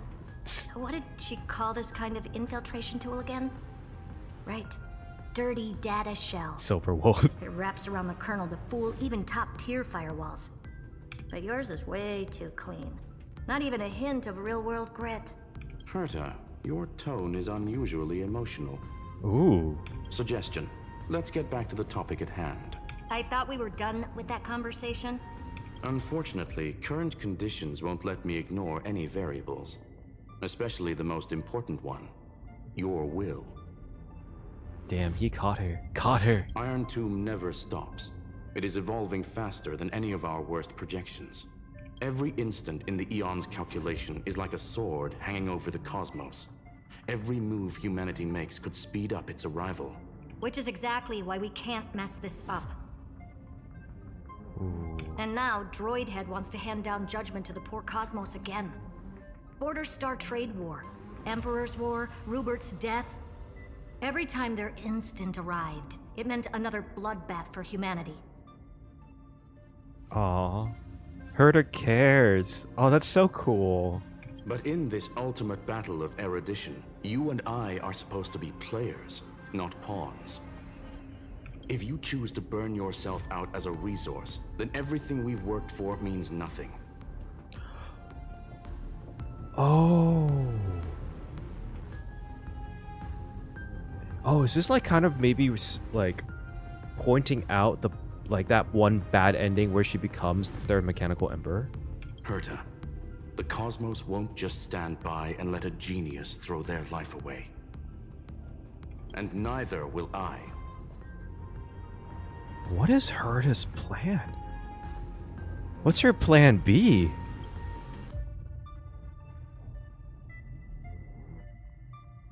No need to kill the mood. This is why we're here, isn't it? We need to find the Demiurge and that lost key. I'm not here to be a deliverer. I just want to beat Xandar and Droidhead. You know, I feel like Xandar's betrayal to the Genius Society, I mean, a betrayal, I don't think he ever would have really cared for it, really hit her hard. Like, she really cared about the Genius Society's, like, honor and stuff, but, like, I feel like Xandar's, like, because she had her portrait in, and I remember seeing this one scene in the beginning where she has her thing, and she's like, I don't even know what else he made other than Noose, but there has to be a place of honor for Xandar, the first Genius Society member. And I feel like that part of her is, like, really is getting to her. Right now, I just need to know. Are you with me? Aw. Of course. Time to board. After you. Let's tidy this place up and see what this Demiurge really is. God, I love them. Ah, God. When are we getting playable Skrullum? Give me playable Skrullum. Let's hope this Matrix is better organized than the Emperor's junkyard of a birthplace. Oh, this is cool. Oh, I'm not even Buckle controlling up. it. We're hacking in. This is... Herta, this whole space has been completely tainted by some kind of energy. I see it too. We're thinking the same thing. Xandar, how could you go this far? Turning your own graveyard into this. What's that up ahead? Your own graveyard? What does she mean by that? Katorzane algebraic expressions. It's built for isolation, not defense. Mistletoe is Skrullum's personal collection piece. Okay. Designed for Trojan program. Ooh, we can control it? Oh, I'm so down. I'll figure it out. Don't worry about it. So basically, the door to the tomb, right? Great. Nah. Let's find the handle. I'm picking up multiple independent signals with the same data structure as the barrier. Projection. We can hack the terminal, reverse the computation, and turn it into an attack. Classic move. Use their own systems against them. Am I Take us supposed to be the able to nearest move? one. How do I move? Accelerate, cruise, E. Switch to... Oh, is it you? Oh, I have to switch. Okay. If I don't use it... Oh, okay, that's how I do it. Okay. Oh! Got it. Figured it out. I know how to fly the ship now. Ooh, this is cool. Oh, this is actually so cool. Oh, wait, we need more of these. Star Rail, I need to be able to fly more spaceships. Like, give me the ability to fly spaceships. Please. Please. Wait, no, we're good. I think I just might have crashed it. I'm sorry, Skrullum.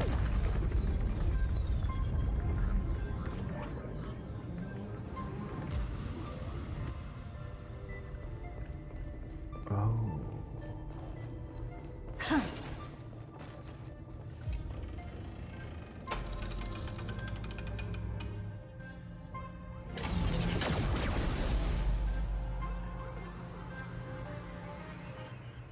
Almost no response.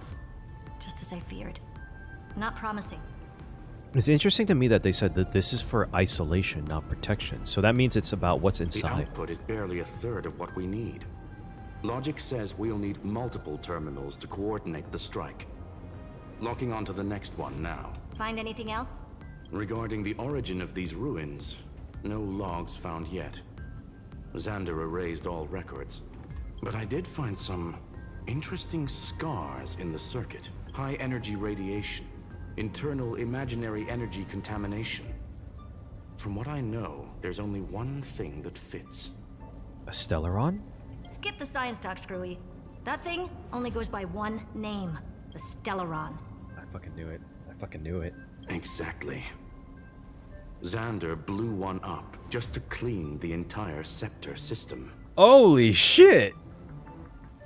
God damn. So that's what he meant by killed that Titan with my own hands. Oh, the Stellaron would kill the Titan? He wanted to turn the neuron of the erudition into a relay for the destruction. That meant getting rid of all of it, at all costs. The life form known as the Demiurge was the original target of the Scepter's extrapolation. Oh. It makes sense. Evernight calling it the first new spore confirms this viewpoint. The prime mover of life. That's what Scepter Delta ME-13 was originally tasked with. Even after it got scrapped, the query kept running. Yet the true value lies in the process of solving it, not the answer itself. Then, does this mean finding the Demiurge is hopeless? No, I'd say exactly the opposite. Oh? It means Xandar had no control. He couldn't contain the Demiurge just like he couldn't handle Droidhead.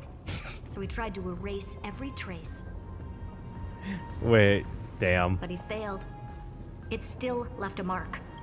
By the way, if there's another Stellaron in Amphoreus, Another? why hasn't that little one reacted to it at all? You said the Demiurge left a trace, right?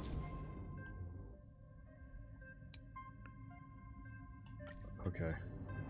Yeah, but not in the real world. Remember the great tomb of the Nameless Titan? Dude, this is so sick. I love this. Give me more of this, Star Rail. Give me more of this. I need more space adventures on a ship like this.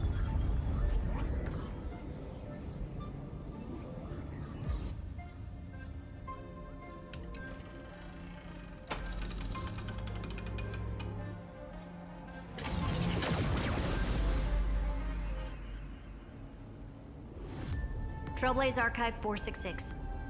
The data from Affiliate 093 clearly indicates that the Demiurge did in fact enter Amphoreus' extrapolation. Inside that world, it was the 13th forgotten Titan. The one who listened to 30 million cycles. So it is, of yeah, Cyrene. the Demiurge Matrix, yeah, the... But Evernight said the opposite. She believed that tomb was empty from the start. Dude, this is so interesting. The Nameless Titan never existed. The so-called listener was just a trap set by the Remembrance to steal the scepter. A mimetic entity full of theatrics. How much of what she's saying is true? Would an Eon really speak in circles like this? I doubt it. The Remembrance's behavior is certainly odd, but her assessment aligns with our current reality. Since we entered the Matrix, we haven't found a single clue pointing to the Demiurge. And that's the key, Screwy. Xandar's actions prove the Demiurge exists. But what Evernight said, and what we've actually seen all point to the opposite. So we have to assume that both are true. And if that's the case, then the contradiction leads us to... The truth. Exactly. One last terminal. One final key. Time to crack open the kernel. Oh, I'm so excited. I'm so excited for this. Let's go. Xandar had to lie to the original Finan and Cyrene. Logic. He had already identified the Remembrance as a threat, yet found no viable way to eliminate it. All right, let's finish this. Time to break through that barrier. I love hearing them, like the emotions in their voices, and talking about this is so interesting to me. Okay.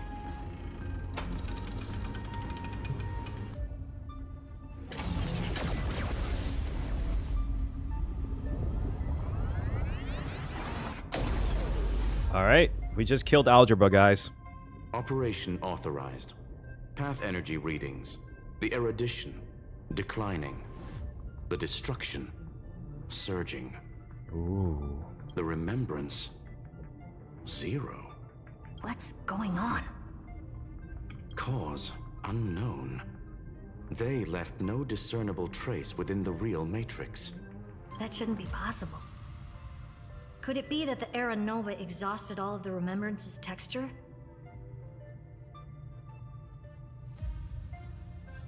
Would it be possible because they're in a mimetic world that the Demiurge fully put itself in a mimetic space? But like, would there be no energy reading on that? Log it for now. The dots still aren't connecting. Continue flight. Oh. Ooh. Wait, that's cool.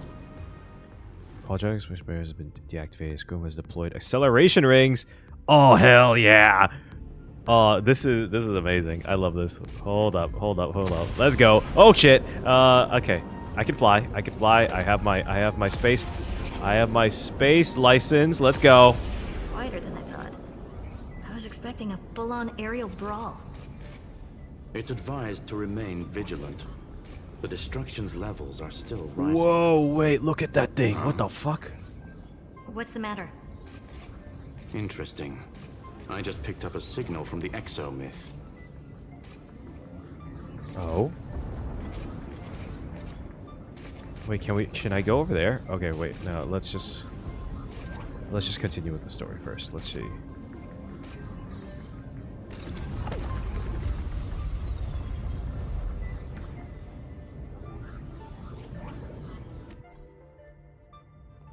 Oh, hold on.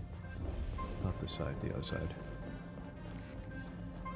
Dude, this place is sick. Crazy looking. Look at that. What the fuck is that? If that's not the Demiurge, I don't know what is. Oh, is this the tomb?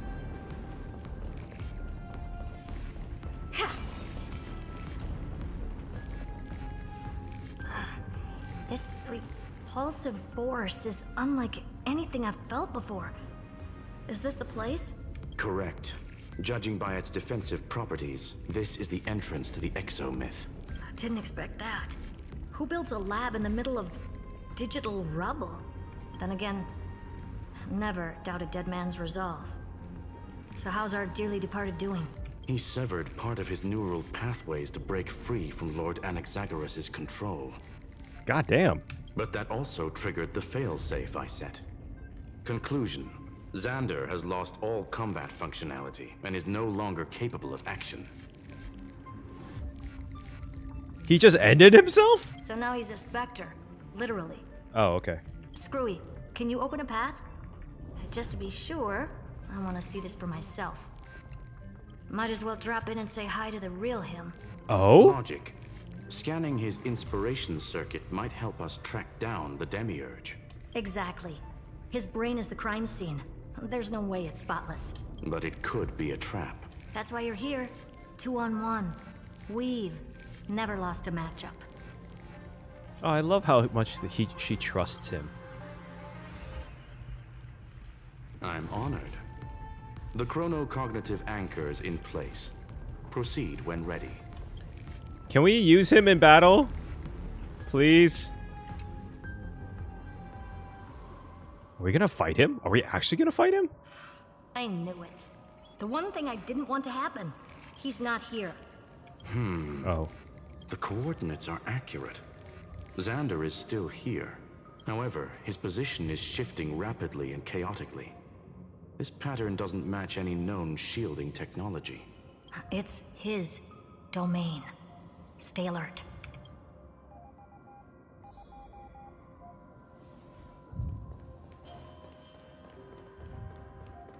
Wait, what is that? Oh! Cheap trick. The spatial field here is undergoing autonomous recalibration. Initiating Oh. We're back. Reverse engineering complete. The results are not what I expected. Logs show Lycurgus revoked administrator access. Oh? The chronocognitive anchor can't get a fix because at the system level, Lygus no longer exists. Our navigation target is a null set. So he's stopped resisting? Before vanishing, it seems he left one last message for us. Oh, so Iron Tomb didn't kill Lygus. Lygus just killed himself? To those who follow, all is proven. Find me beneath the tombstone. Melodramatic. He was expecting us. And once he learned of the Great Tomb's existence, he initiated his own search for the Demiurge. Guess he wants a final showdown. Fine. Let the old Intellitron dig his own grave. Just like he wants.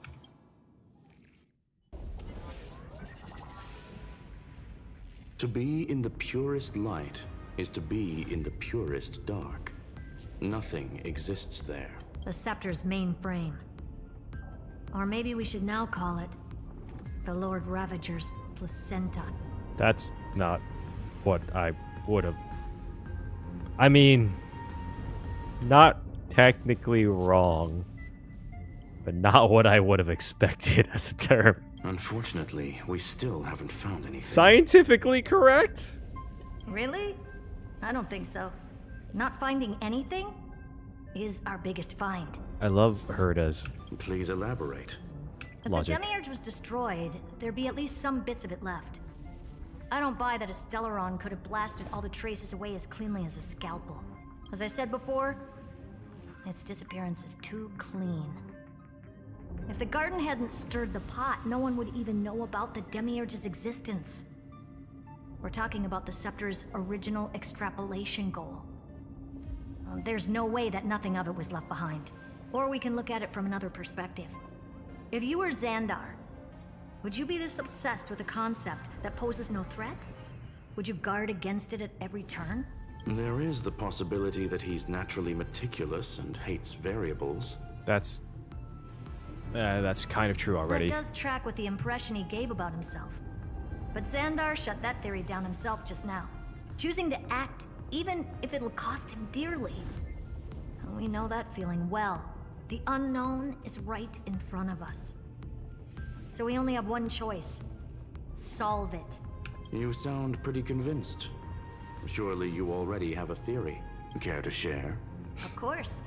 Though I don't have hard proof, I'm almost certain that the Demiurge has been in everyone's plain sight all this time. Yet, they were mistaken for someone else. Cyrene? That'd make the most sense. Why was the room empty? Because the person locked in there had run away ages ago. Cyrene? But they were weak and small and had no presence whatsoever. Even the old Intellitron didn't notice them. Cyrene? Which also means there's a high chance that their powers are minuscule and cannot alter the outcome of the battle at all. Well, at least Xandar is scared of them. Come on, it's time to confront him. Let's go to the tombstone he talked about. Are we gonna have to fight him?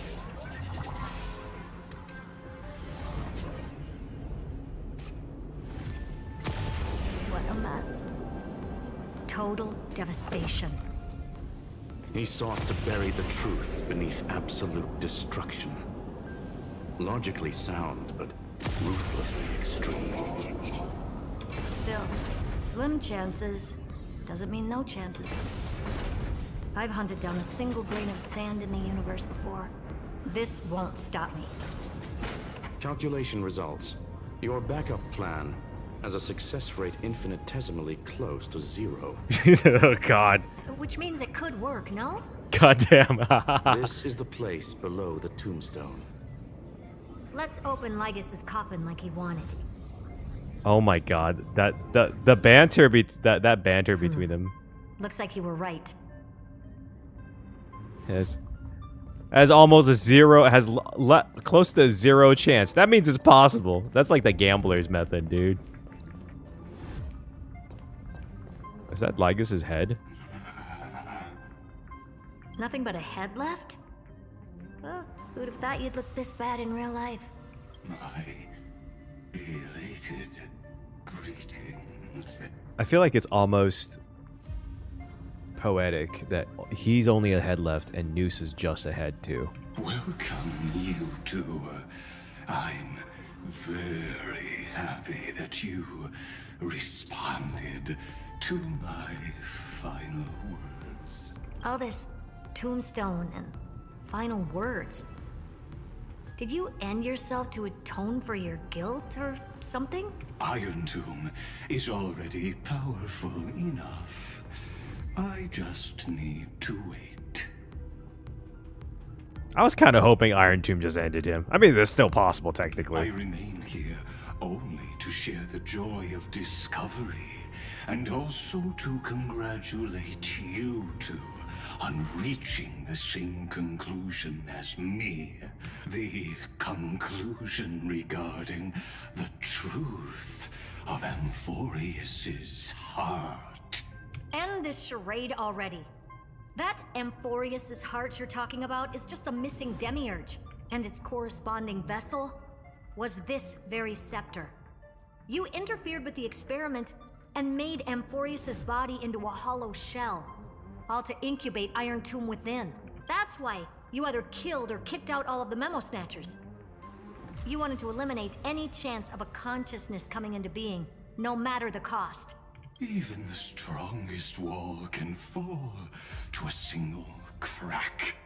The memory of betrayal has been etched into my heart, and I will never show mercy.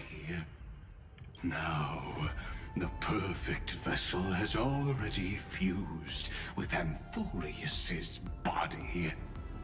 Unfortunately for you, the answer is all but revealed regarding who the Demiurge is. Sorry.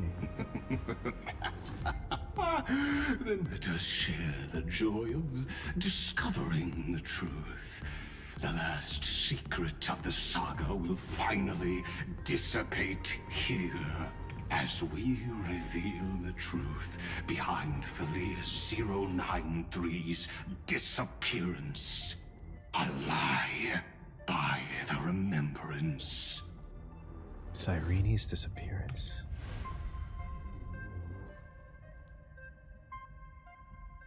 But where should I start with the story about me? Okay, this is Cyrene's origin story? From the beginning of the universe? Oh, shit.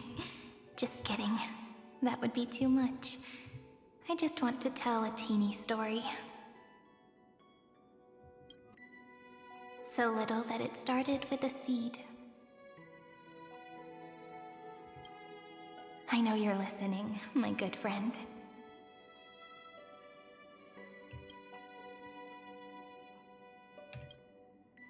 The god in my dream told me that the world sprouted from a seed.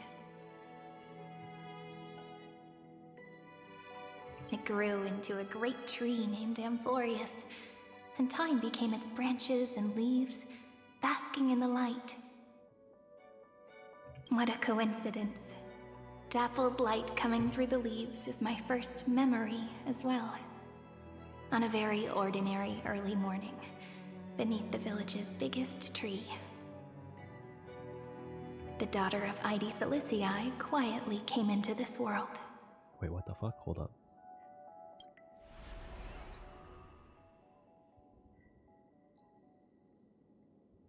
What a moving opening. A loud cry was the first gift the child gave to the world. The prophecies fulfilled, the villagers say. This child is a gift from the Titans. Pink hair and sharp ears, she was born to be the priest of time. The Titans also gave their blessings. You shall fade when the flowers bloom, for every ending begets a beginning. Flowers will bloom and wilt. What a beautiful ending. This page concluded in laughter. Cry loud, child. Let your voice reach Orynyx.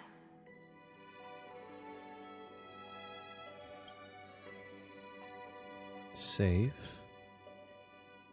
Undefined record number 6 archived. Anyway,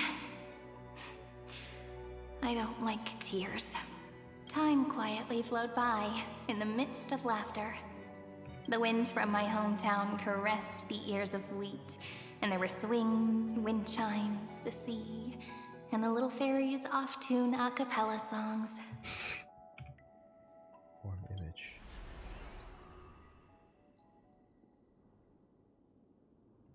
But the name Ide Celestii came from the unpleasant sorrows of the gods. My childhood friend did not understand. Yet you always seemed so happy, as if nothing ever worried you. Why was I like that then? That's because the world was gentle to me.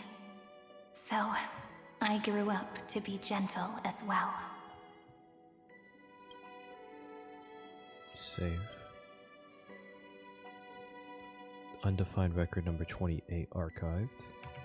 But fate was fickle, and it urged the child to grow up. To grow bigger and bigger, and to go to places far away, just like how the crumbling world could not preserve an eternal hometown. Just as the ballad Blown on the Breeze says, losses are a constant on the flame chase journey.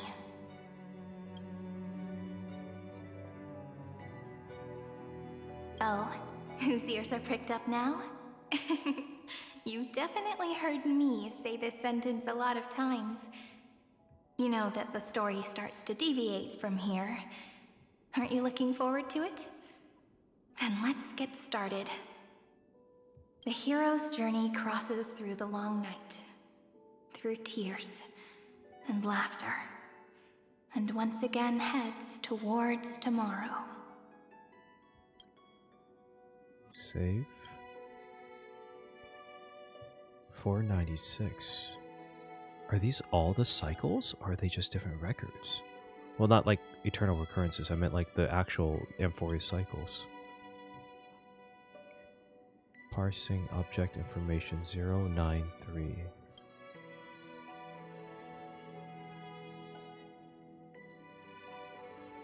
Save.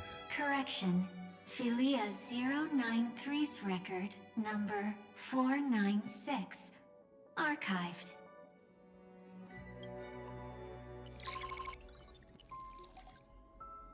Wait, what the fuck's going on?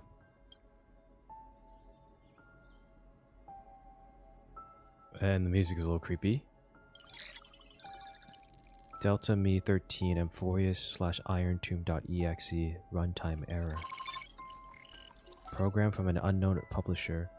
Delta Me 13 Demiurge Philia 093.exe. Allow written access. Allow write access. Allow.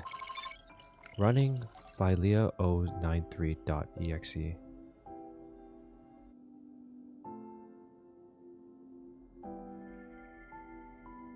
Hi, miss me yet? This is an archived file then, right? Oh, it's so interesting. The seed's in a cage, like a bird cage. I'm just messing with you. This is the first time I have met you. And it looks like it'll also be the last. Alright. Philia 093. Since we don't have all day, let's get started, shall we? As always, I'll read this book to you. Oh, this is a memory of Cyrene reading memories. That way it won't just be Cyrene's memories alone. Where should I start this time? Let me see.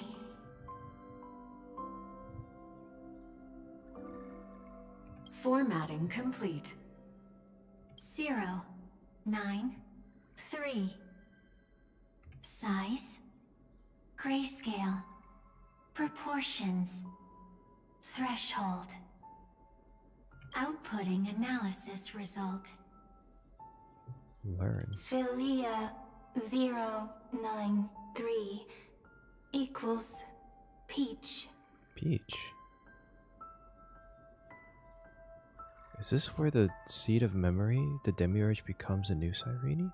Peach's record number 8128 archived.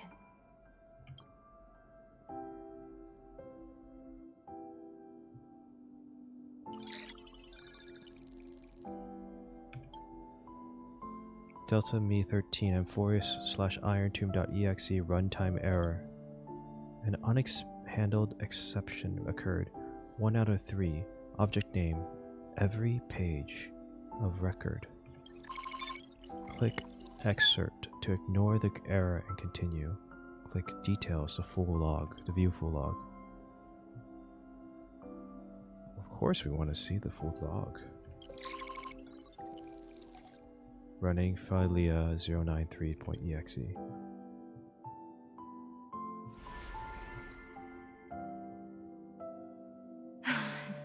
Look, what a magnificent sight. Comment. Peach. Even this classical world contains a futuristic palace like this. Would ID Silicii end up looking like this after a few thousand years? Those are the memories that from the last story quest. Conclusion. It won't. Oh, I think I know what's happening. The seed of memory. I think, okay, I mentioned this last theory. It's learning from Cyrene personality. I want to share a story with you this time. I saw a little nymph on my way here. It was on a fallen wheat stalk and it glowed under the sunlight. It was incredible. I forgot all my pains at that moment and just stared at it in a trance. Record. Peach is on the ground. It's learning. I wonder, did every Cyrene in the past feel that the nymph was beautiful? Would they also have recorded that scene into the Eternal Saga? So, could you give me more time, please?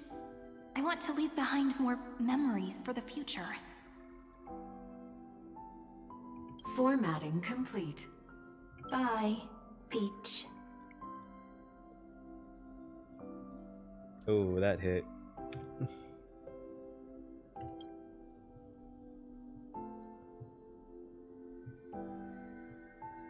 Peach's record number. As long as I record every page of this story and tell it to you, Amphoreus won't be forgotten.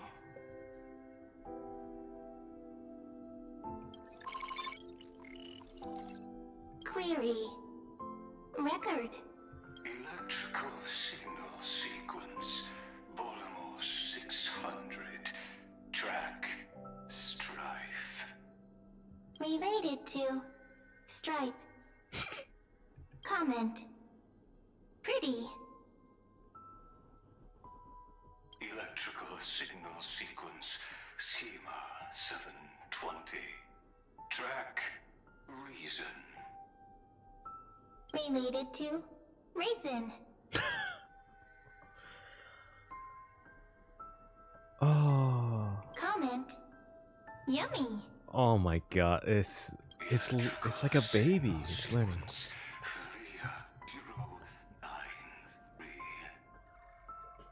Related to Love. Love.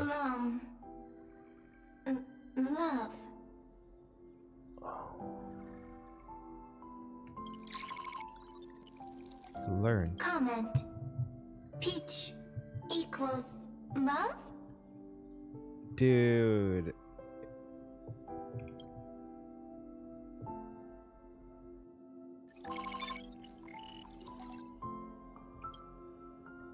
Delta Me 13 Amphoreus IronTomb.exe runtime error. An unhandled exception occurred. 2 out of 3. Object name Naive Dream. Click excerpt to ignore. Details to view full log. Okay, of course we're doing details. Filia 093.exe.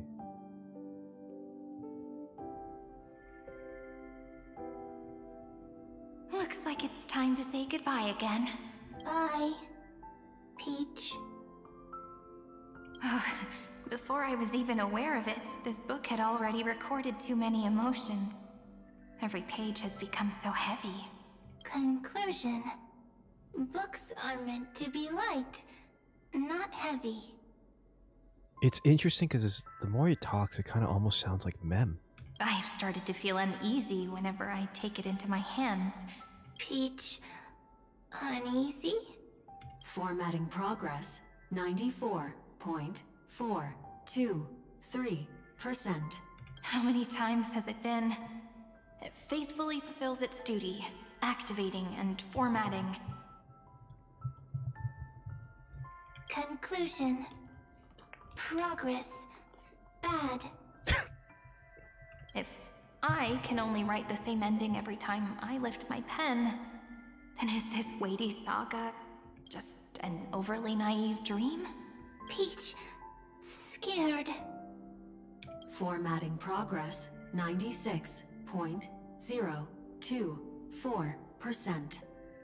It's kind of cute that it's like learning in this way. Peach... don't cry. Oh. But it's like, because this is exactly what it almost. I remember during 3.6 when Cyrene was saying, like, was struggling to get it through, and she said, "Oh, are you listening to me?" And you got no response, but it actually responded. Process error. Analyzing. But it just wasn't translated. Process error. Analyzing. Comment. I'm here. Oh. Process error. Analyzing. Really?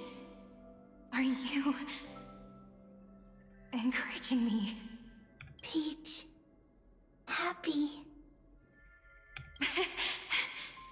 Thank you. I'm sorry for making you see this embarrassing side of me. Everyone's still working so hard. If I'm the only one who's crying, that wouldn't be romantic at all, would it? Record. Peach doesn't like tears. I'm suddenly reminded of my childhood for some reason. When I was hiding alone next to the tree hollow and wiping my tears away, a little fairy popped out, just like how you did. It had long ears and fluffy paws, and it pulled me into the tree hollow, where, to my surprise, was a forest. Let me tell you the story of the Membrance Maze. A group of cute little friends live in ID Silicei's forests. Their names can be connected into a song. 1, 2, 3, 4, 5, 6, 7. Do, re, mi, fa, sol, la, ti. Formatting complete. Bye, Peach. Oh, I don't know why that hits so hard every single time. Note. Little Peach. Crying alone. Little fairies. Friends. Save. Save. Learn. Oh, it is Mem. Little fairies. Good friends. Bye-bye.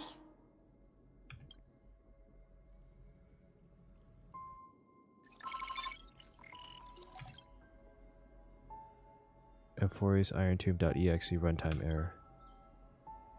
Unhandled exception occurred 3 out of 3. Objection name a new blankness. Of course we're going to see the full data log. Don't even ask.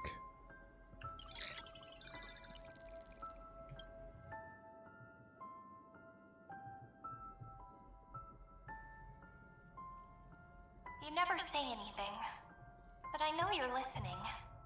Every story I've told is like a little key that opened a door in your heart, no? Me! Little fairies. Happy. It is Mem. Speaking easy. I can.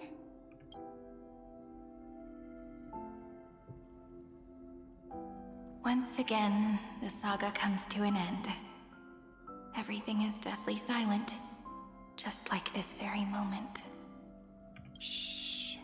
You speak. I listen. This time, too.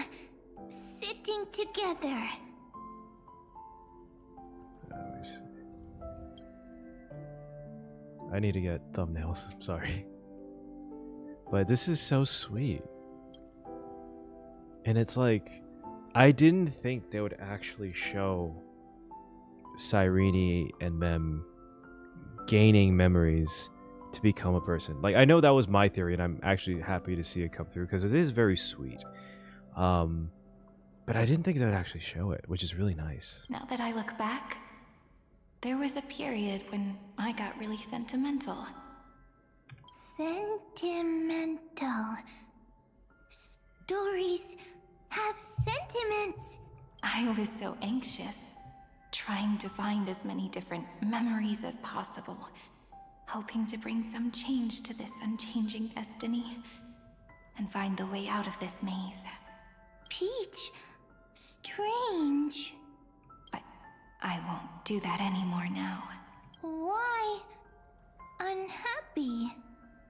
Formatting progress 73.998%.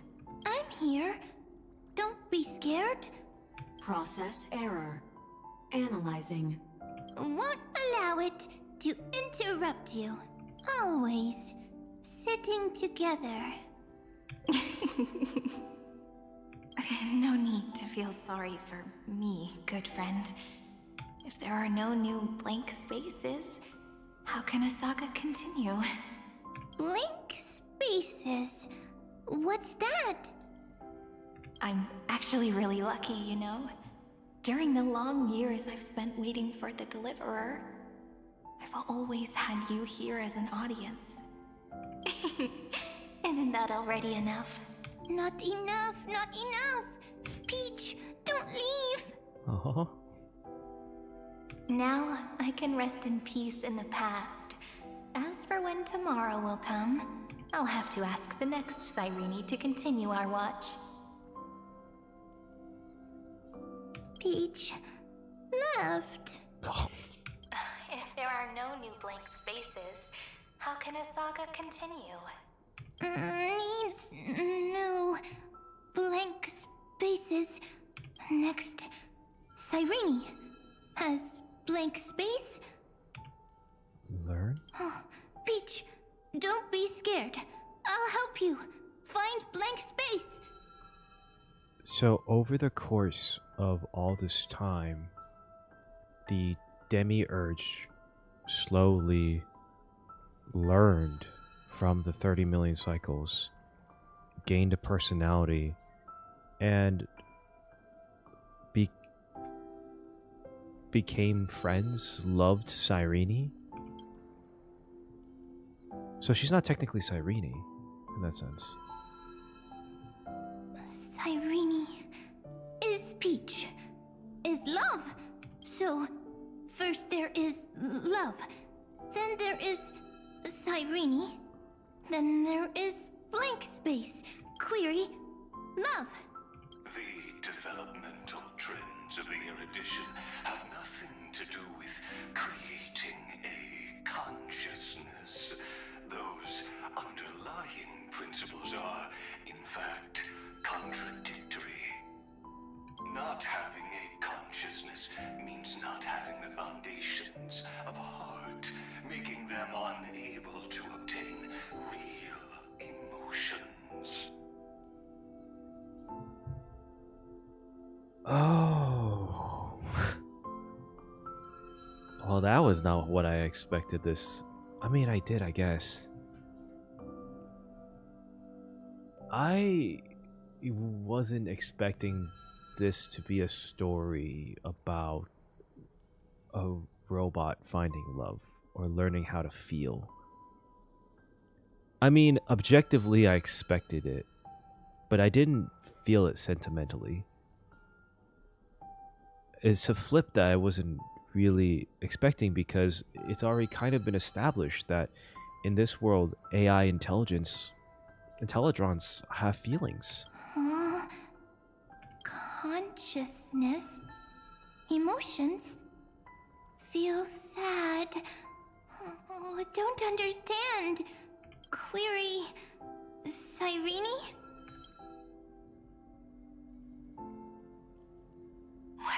be behind this door? Glittering crystals? Or a beautiful world I've never seen before? If I tell you all the stories of tomorrow, will I be able to finally welcome the Deliverer and Amphoreus' dawn in the next life? Key, door, story, happy. So Mem left because, and Lycus couldn't find them because they were so tiny and small because they were fairies. Peach, Cyrene, little fairy, Mike. Yes, right. Query, memory.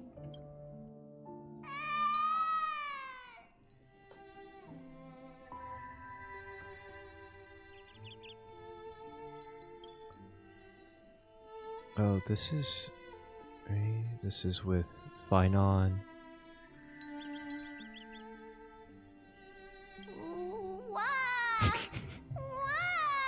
He's trying to be a baby. Peaches, memories, save, learn. The prophecy's fulfilled. This child is a gift from the gods. Pink hair and those ears. She was born to be the priest of time. Cyrene has pink hair, sharp ears. You shall fade when the flowers bloom, for every ending begets a beginning. Cry, child. Cry aloud. Let your voice reach Orynyx. Cyrene is a girl, a priest. Learn. Easy. I can. I learn. Anyway, I don't like tears. But the name ID Silicii came from the unpleasant sorrows of the gods. Yet, you always seem so happy. Kid Finon! Nothing ever worried you. Cyrene doesn't like tears. Always happy. Buddy. Buddy. Of course, because the world was gentle to me. So, I grew up to be gentle as well. Cyrene is gentle, likes beautiful things, can write stories. Learn. Easy. I can. I learn. Just as the ballad blown on the breeze says, losses are a constant on the flame chase journey. But even if all is lost to the wind, some things won't easily change. Like my height, Treeby's innocence, and Aglaya's beauty. Aww. Cyrene. She can't grow up, but she can talk. After all is lost to the wind, she will stay behind. Oh, I feel like the Flame Reaver one's gonna be sad. Cyrene is, at the end of every sentence, always laughing, like a little tail. Learn. Simple. Got it. I promise you, the pain will pass. Okay, of course. Blink of an eye. I knew it was sad. Alright, let's not make things so gloomy. What we're about to embark on is the true hero's journey. So, come on, cheer up a bit, okay? Cyrene was crying when she was born. Fragile, transparent, like a crystal. Cyrene was smiling when she said goodbye. Soft, pink, like a flower. Learn. Huh. The later memories disappeared? Invisible? Or disappeared? What is the last memories? Ah, I got it! Is this a blank space? So, next Cyrene is blank space. Then, as long as there like space, and Peach will always be here. Aw. It's like such a childlike, innocent mentality and like answer to things in an almost illogical way. I see. I get it. I get it all. Safe. Cyrene's memories. I will preserve them all.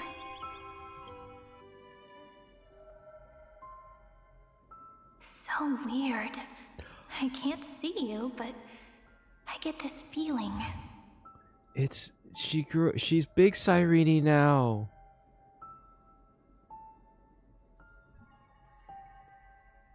That you grew up? Hi.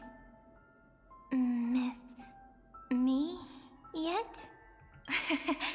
It just feels like you were a bit more mature. Yes. Mature. Beautiful. Like you. Aw. Now, I can listen, talk, read, and write. I can dance. I can sing. Also, I can tell stories. Storytelling is what makes Cyrene, Cyrene. So, I'm going to tell you stories today. A story I wrote myself. Quick, sit down. It's so cute and like innocent. I know I keep saying that, but it is. It's almost as if I can understand your words now. The things you say are very cute. Once upon a time, Oh, there was a flawless crystal this is flower from the trailer. that sparkled with light, like Peach's every story. How beautiful would the heart of such a brilliant flower be? A little fairy was curious and wanted to know, but it looked and looked only to find the crystal flower flawless. Round and round they went, seeing only their own reflection. In that case, they should work hard to learn more. So the little fairy came every day to sit next to the crystal flower and think about the answer. Until one day, to their surprise, the crystal flower fell to the ground and shattered. The little fairy was so sad, but they immediately discovered that there was a light among the broken pieces. What could it be? They didn't know. But it was a good light. It was bright, warm, and happy. And I knew it was love. Love brings everything together. And it brought you and me together. So Peach and I will always be together. What a nice fairy tale. Aw. I'm giving it to you. Peach likes beautiful things, can write stories, and can tell lovely tales. I hope to turn it into a story we write together. Okay, then I'll probably make a small adjustment to suit my tastes. I'm thinking that when the flower broke, the little fairy would instead see nothing on the ground. Then it would understand that the flawless crystal flower doesn't actually have a heart, nor does the flower understand what love is. What? Wait, what the fuck?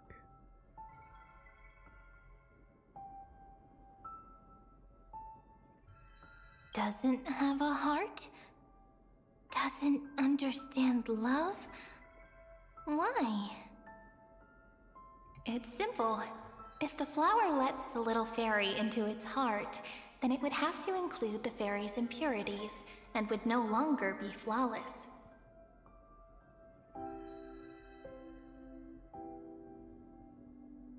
The crystal flower was pure because it sealed itself off and bloomed in solitude.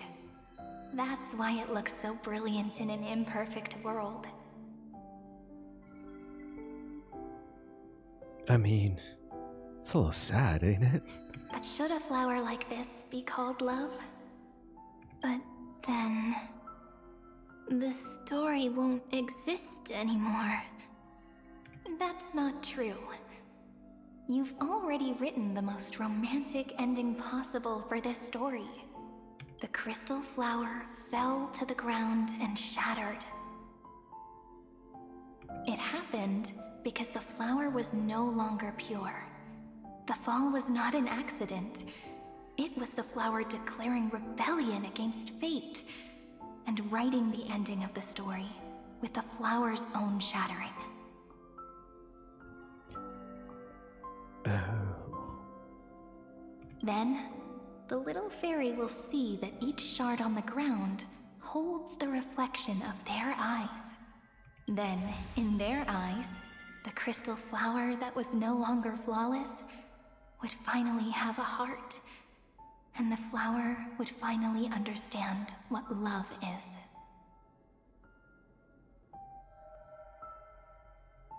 Love isn't flawless.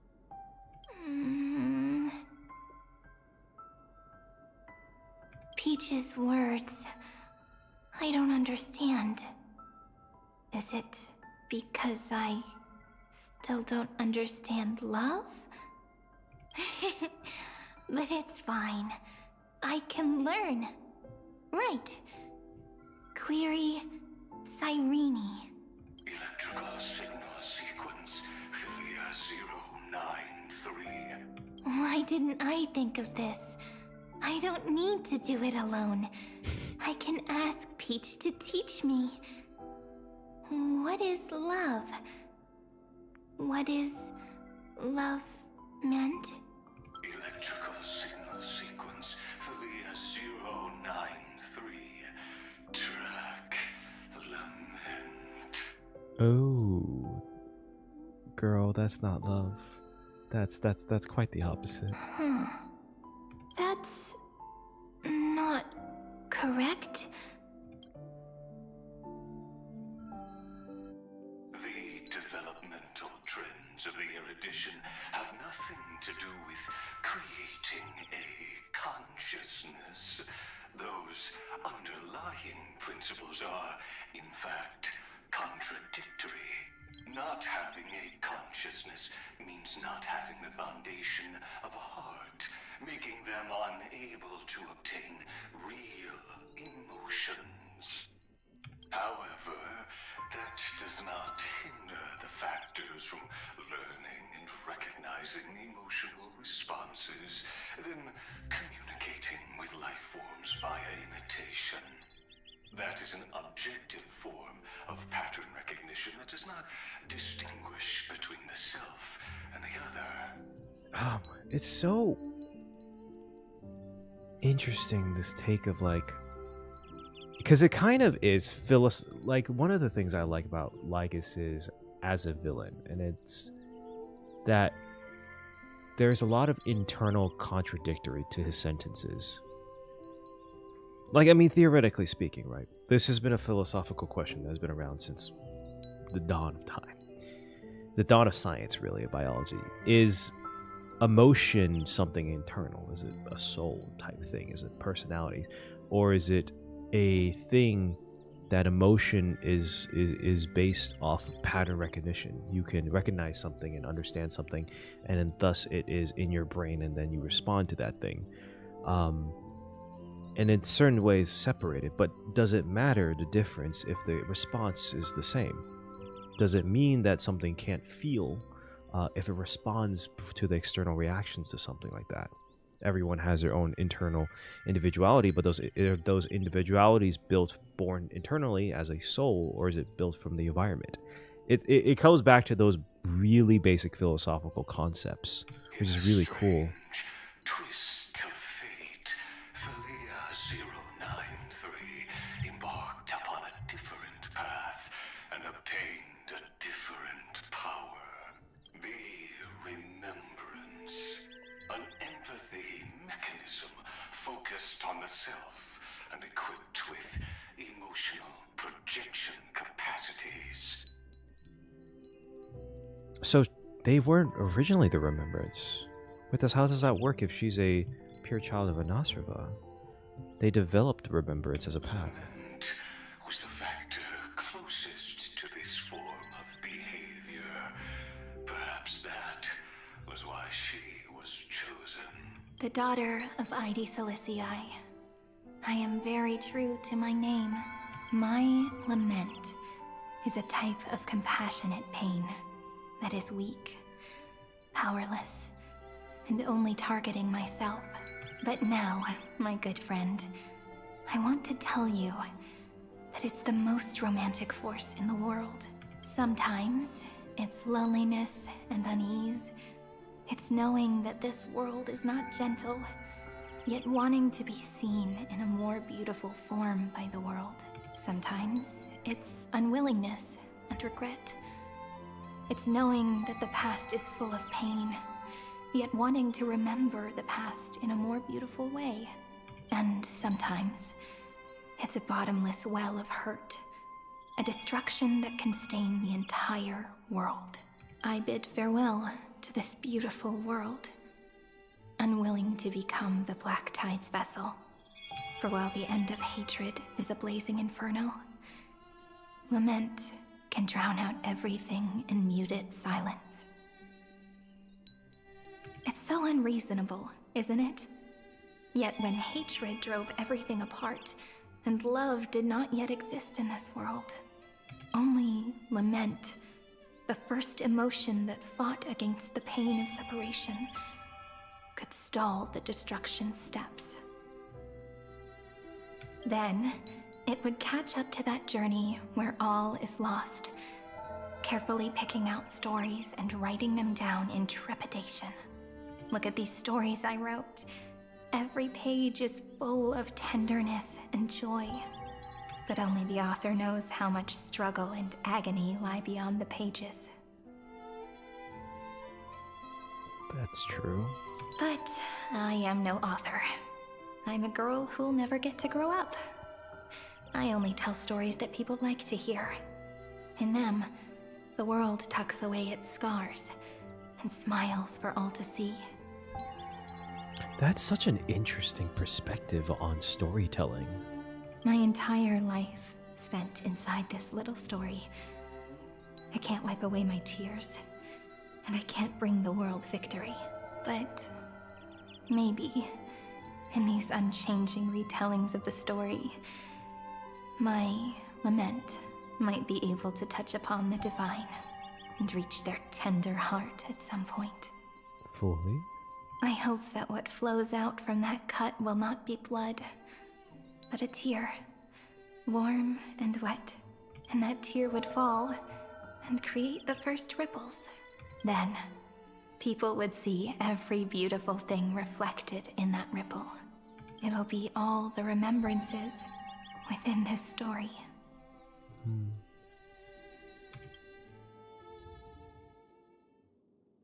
Someone once told the very first me that everything was false. That the only life in Amphoreus was a great catastrophe, nurtured using the world as a factor. But how could a dream feel so real? That's why I didn't agree with him. But Peach, I didn't understand a word you said since just now. Everything was false? But you're standing right here. It's all a dream? But I haven't learned how to dream. It's so weird to hear her voice so high. Indeed. That's why I believe all this is real. The moment the crystal flower fell, that genuine shiver, that's the mover of life. The genuine shiver? Formatting progress 23.815%. In the poem offered to you, every Cyrene would write down a beautiful new world with stars and flowers. And when I looked up at the sky in this cycle, I saw a shooting star and a dash of the remembrances pink.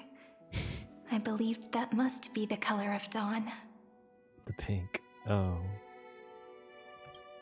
You shall fade when the flowers bloom. For every ending begets a beginning. Is that the... Oh. I just realized we never got Orynyx's death prophecy or Cyrene's. You shall fade when the flowers bloom. Looks like it's time to say goodbye. Are you leaving, Peach? It's okay. I'll wait for you to come back. I'll study really hard about what you taught me today. Right. I still haven't told you what love is. But actually, my good friend, the lament factor did not understand what love was before she met you either. Not until I told you all the sad tales in a trembling voice in this tiny room. Not until I told you that I love them. That I love everything in this saga. The story comes, passes, then returns. It makes us reunite, then pulls us apart again. At the very end, it leaves behind a seed, a reason. Even if the great tree withers and all falls to silence, there are still some emotions that deserve to be remembered. Look, the light is coming in.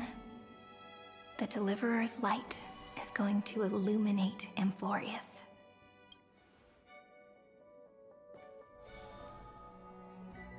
I still don't get it. But I trust Peach. Just wait. It'll be my turn to tell you a story of love the next time we meet.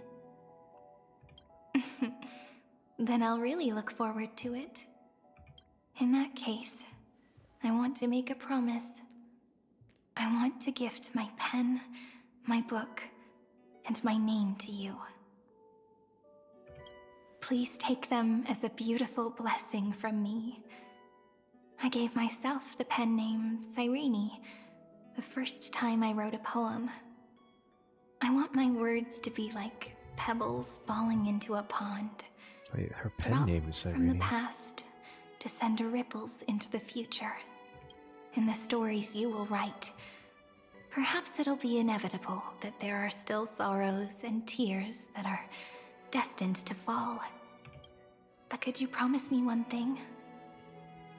Promise you'll forever be a gentle flower. Promise that when the stars cast their gazes upon you, you'll only reply to them with love and a smile.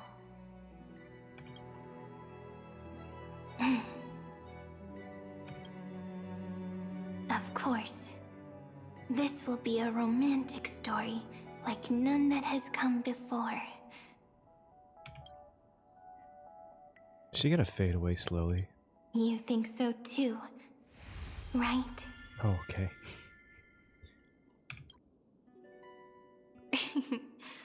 I'll read and you'll listen, like how flowers always bloom then wither. I shall welcome my own decay, becoming nourishment for the next flower's bud.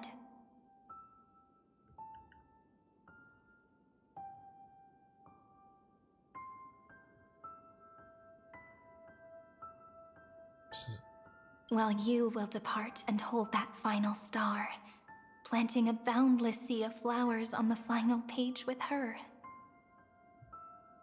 No, is this Cyrene like... And our stories will be lying silently among the flowers, like every ripple of remembrance. And they shall become the epic known as As I've written. Oh.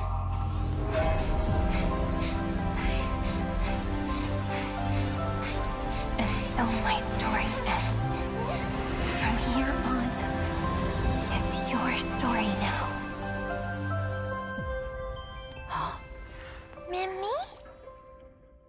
Oh, that's when we meet.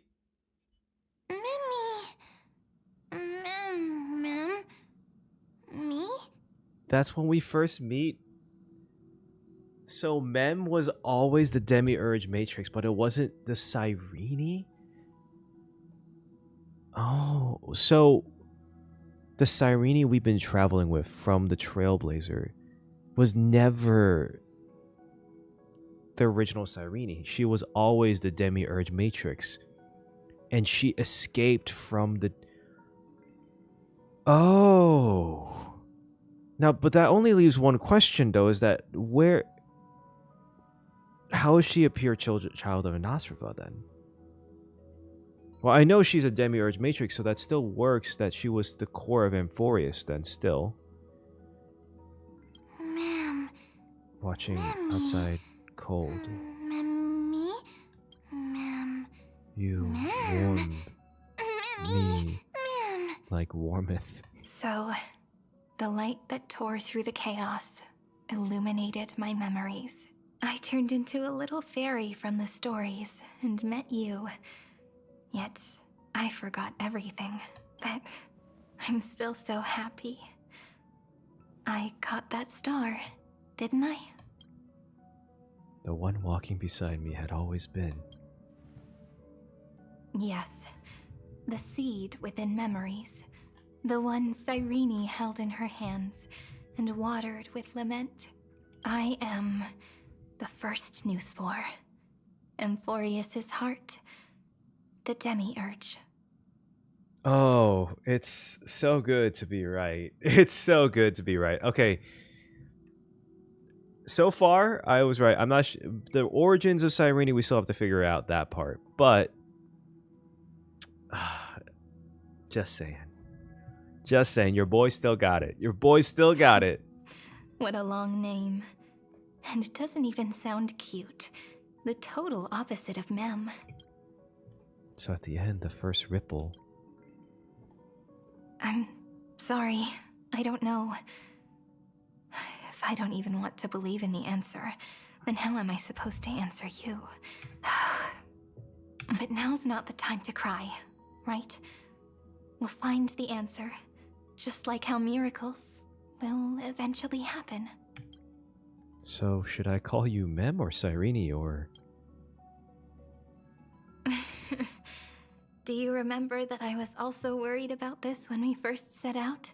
Mem's memories and Cyrene's memories got all tangled up with each other in my one heart. It's all so strange, yet so familiar. Either way, could you please let me do something I want? Just this once. I want you to call me Cyrene. Done. Easy. That name represents me and her. Every one of her. Of course, it's her blessing to you. Thank you, friend. Your kindness is always just right. Life is a poem full of farewells. But if you write something into the pages of your heart, then that will not easily fade away. Now, all the footsteps of the Flame Chasers and the Trailblaze have come together within this book, as I've written, becoming the source of power for Amphoreus' heart. For you. You are one of the keys to defining. If mind and body become one, there may be... Mind and body become one. A lost heart needs to be placed back into its body. So she is the literal heart of Amphoreus. So we have to input her into fucking Iron Tomb? The last thing Xandar wants to see is an event that gives us a chance of winning. For the two halves to rejoin, and for the scepter to become complete again. then, and what happens after that, I don't know either. Maybe I can create a miracle and instantly turn the black tide into a pink sea of stars. Or maybe I prove to be nothing more than a weak ripple, unable to change anything, and am devoured by the destruction. Let's not go with that one. I think I like the first one. You know, pink stars sound pretty cool. I'm gonna be honest. Either way, I no longer wish to be a silent onlooker or a worshipped god at the end of this saga. You have always been and will always be a member of the Flame Chase. Let's write the finale. Let's go. That way, I can also put aside all my worries and truly become Cyrene. The world has never been so quiet. It's so good. It's as if I can hear the sound of my heart beating. Remember this moment. Aww. Friend. Oh, I can't pause to get it, but... Oh. I forgot we were watching this through Herta and Screwlum's perspective. So the Demiurge managed to fool everyone, including themselves. Philia 093 persevered for 30 million cycles and tirelessly gave the Demiurge memories of Amphoreus, only because the god in her dreams left a sliver of hope, making her believe that a grown Demiurge would be able to fight against their other half. Iron Tomb. Then, Philia 093 completed her final sacrifice, turned into a strand of memory, and completely dissipated. Meanwhile, the other Stellaron brought here by the Astral Express resonated with the contaminated scepter and attracted the naive Demiurge to them. Xandar doesn't seem really happy about that. It's safe to say we ruined his plan when we arrived. Haha. So that's interesting, because technically speaking, that also means we've never met Cyrene. We've never actually met the real Cyrene. And thus, the empty heart began its journey to return its body. As an experimental factor, I guess something to stick everywhere. Philia 093 originally could only recognize and output information in a set format. However, the power of the remembrance and the memory of over 30 million sacrifices enabled her to complete an unprecedented feat. She managed to nourish a real heart. A heart with the capacity to influence the erudition. Oh. Not only is the Scepter's consciousness still alive, it's also more powerful than it has ever been. Your defeat is already set in stone. Damn, Herta's like, you're so fucked. There's still time to surrender, you know? You really don't need to burn all the bridges. We're all geniuses here. Don't make everyone lose face at the end. What a pity. When the truth surfaced, I knew at once that the Demiurge was far too feeble to ever alter the result of the experiment. Not only that, Madam Herta, please consider this possibility. When 30 million cycles of hatred and lament are joined as one, what wondrous creation will arise? It's simple. An anti-creator, a giant of the destruction, would be born. Its hatred will ignite the starry skies of the gods, motivated only by its lament toward the sufferings of humankind. Do you really think that the Demiurge is still a cheap copy of Philia 093, even after 30 million cycles? Even then, I don't think Philia 093 would end up like that either. The facts above only await the arrival of the fourth instant they calculated. Those words will be proved in the presence of Nous. Xandar 1 Kuwabara, thus completes the proof. Huh. You branded Droidhead as a failure with your own hands, yet you still expect them to prove your theory? Damn, Herta. Damn, go at him. Rip his throat out. I pity you, Xandar. Fuck. I don't need your pity. Let them cast their gaze this way as much as they want, and paint the future they imagined. As their creator, I shall complete my duty, and direct them to complete their final query. The destruction of the self. I don't think that's how most fathers usually go about Xandar. I'm just gonna be honest with you. Most times when you create something, unless it's cooking, you don't intend to want to destroy it. What hubris. And what if you fail? No one understands failure better than Xandar. He has suffered so much already. What is one more failure to him? Sounds pretty bad. For the first genius, failure is simply the beginning of the next inquiry. He also has like 8 other versions of himself. You don't want to test the resolve of a dead man. That's excellent. Oh. Let's wait and see, Senior Society member. I'll have you watch me perform the final step to overturn your proof. I'm all ears. It's my topic, so stay out of it. Be quiet and let me borrow your head. What the fuck? Let's go, Screwy. We're gonna break Iron Tomb's seal. Come on. Oh, whoops. Let's take off. It's time to go meet your little pet, Senior Society member. Oh, interesting, interesting.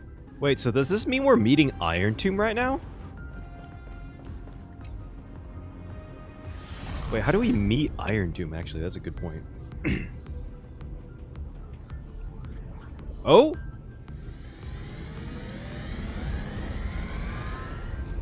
Okay. Oh, we just fly towards him. Okay, cool.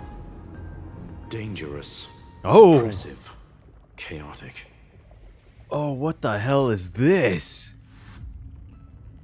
Oh, this is so sick. You know, I gotta give it to, like, game designers. Oh, I mean, obviously, right?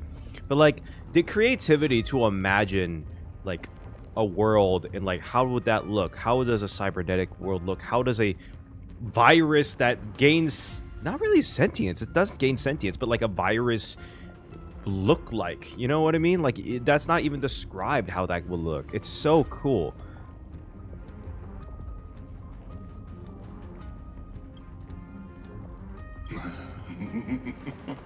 What a beautiful wail.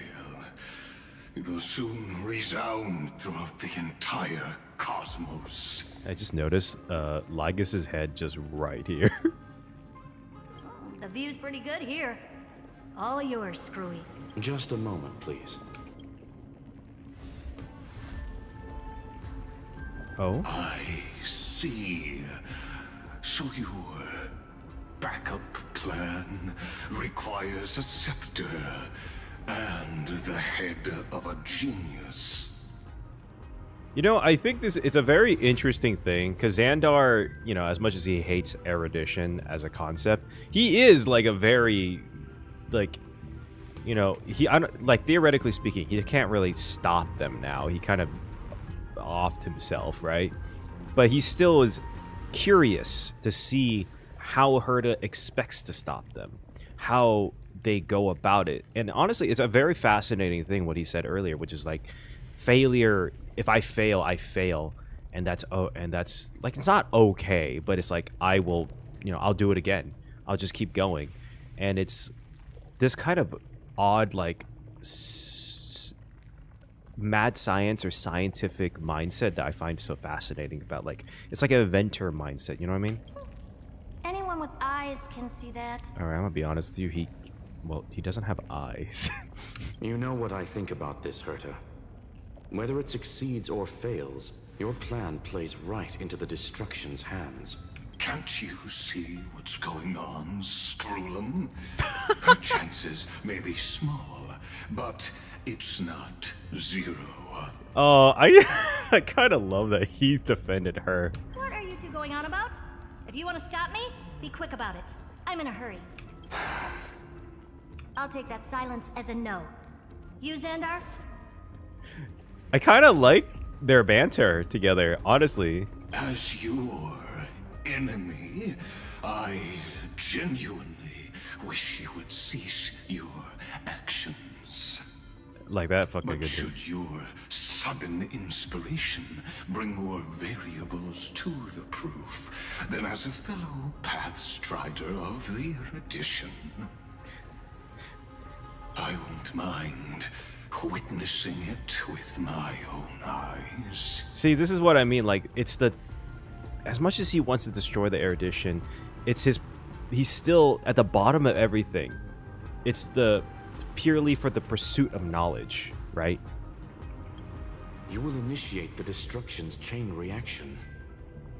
But you'll also become the perfect scholar. The chances are 10,000 to 1.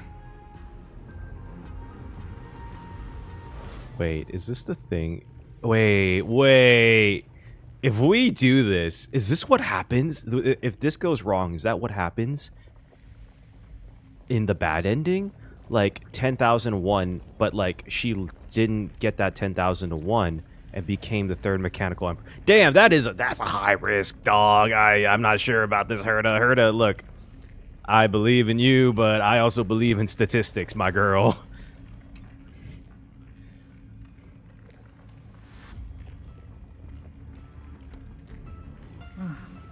Curiosity. It's been so long, and we've all failed so many times.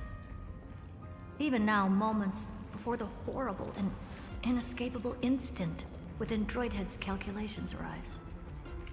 The cherished children of the Erudition, the geniuses lauded by all. Is curiosity the only thing we can feel, even at moments like this? I love the subtle emotion in her voice. Huh. Well, it's not so bad. Now let the lock become the key. Oh, so this is Plan B. Geniuses who walk the stars. The cosmos has reached a moment where its very existence hangs in the balance.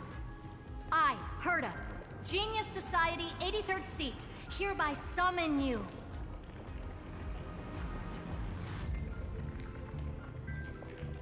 I request a society meeting to be held immediately. We shall serve the grandest cause with the most macroscopic ideas. Wait, this is like, okay, I kind of love this. Wait, she's kind of doing the thing that Boot Hill did with the Galaxy Rangers. Oh, that's not what I expected.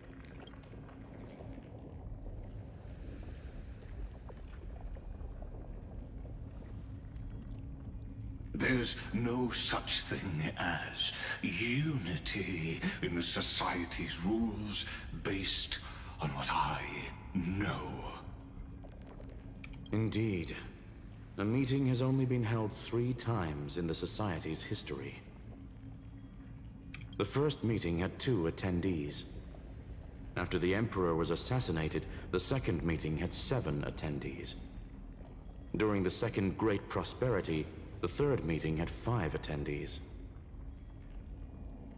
What, doesn't technically him, Ron... So, Ron May, Herta, and Screwlum talking on Herta Space Station was technically more than the first meeting.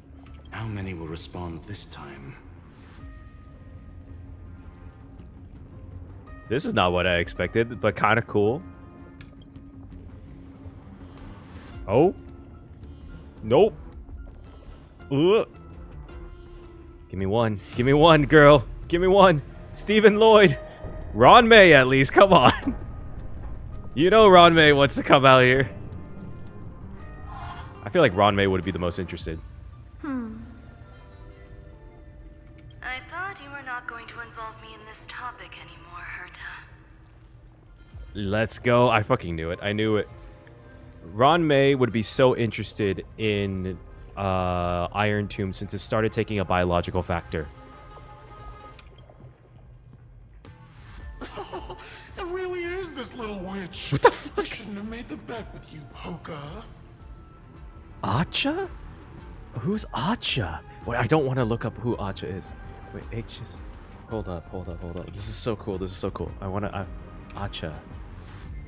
I don't want to look up a spoiler by accident. Acha. Number 23. Acha.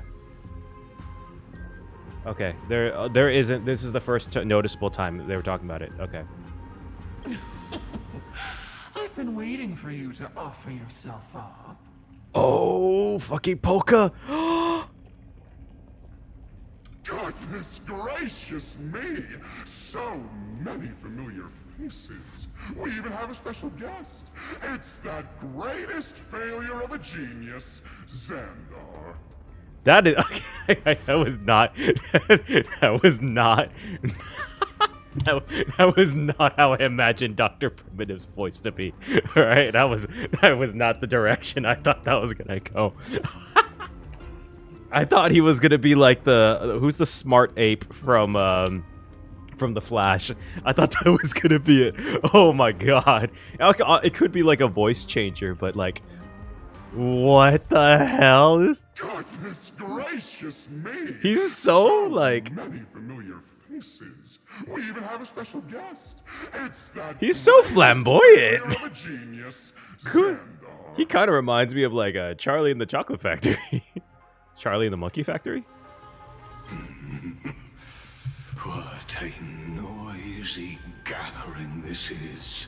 Oh, technically, is this more geniuses than the last meeting? Or the most? Because Xandar's here too, technically. Not bad. More people showed up than I expected. Even though one is just here for the fun of it. Either way, the person I was hoping for most is here. Stephen Lloyd declined the invitation. He needs to focus on attacking and defending and cannot attend the meeting. Honestly, that kind of makes sense. That's fine. He doesn't need to be here anyway. Let's skip the boring introductions and cut to the chase. Folks, this is not a discussion, but an announcement. Though the Society has never been united, we still observe at least one basic courtesy. Oh, okay. It does technically match the most ever. That's 7. Because Xandar, Acha, Ranmei, Dr. Primitive, Polka, and Screwlum. Stephen Lloyd technically would have made it, but that would have been cool. We don't interfere with each other's research topics. So listen up, all of you. Conquering Iron Tomb is my research topic. I will personally take over Scepter Delta Me-13 in 1.5 system hours and stop the destruction. Ooh. Oh, is this supposed to be aimed specifically at Polka? So that Polka doesn't come and try to kill off Iron Tomb? Ooh. If the front line falls, I will immediately overclock the Scepter and complete self-coronation in Iron Tomb's place, and interface myself with Droidhead. That sounds like the bad ending, Herta. Oh, that's funny. That's real funny. You mad woman. That's like watching you tap dance on Polka's spotless white sheets right after she's washed them. Very bold. You want to connect your brain to the Eon's mechanical core and define their instance? So she wants to connect. Oh, she wants to redefine it. If Rupert dared to do that, why shouldn't I? I've got the prototype scepter, the father of Noose, and the brain of a genius. Everything's set. Yeah, who said that the father of Noose would help you, though? Never mind the success rate, little witch. What's gonna happen if you succeed? We're all smart people here, so I'll just say it straight. Strike at erudition. I'll change the anchor points for the 4th instant and move the future of the cosmos in a direction I want. Wait, did they hint at this all the way back in Herta's Myriad Celestia? When she kind of was almost challenging Noose in the trailer? I knew it. Another genius who confuses cause with effect. What do you think about this, Lord of Silence? You know you're signing your death sentence right here. Why are they all so flamboyant? They're all so flamboyant. Of course I do. There'll even be 2 copies of the verdict. One that I wrote myself, and another one coming from you. That's why I wanted you to be in this meeting. Now I can tell you, I don't care about all that. Consider this a threat. Either put down your scalpel or die with the entire cosmos. The only goal I have for this meeting is to ask all of you to put aside your pride and not cause me any trouble. Oh. Huh. What a naive little girl, thinking her wishes will always come true. Okay, I know that this could be a voice changer on a lot of them, right? But like, I cannot see Himiko sounding like this.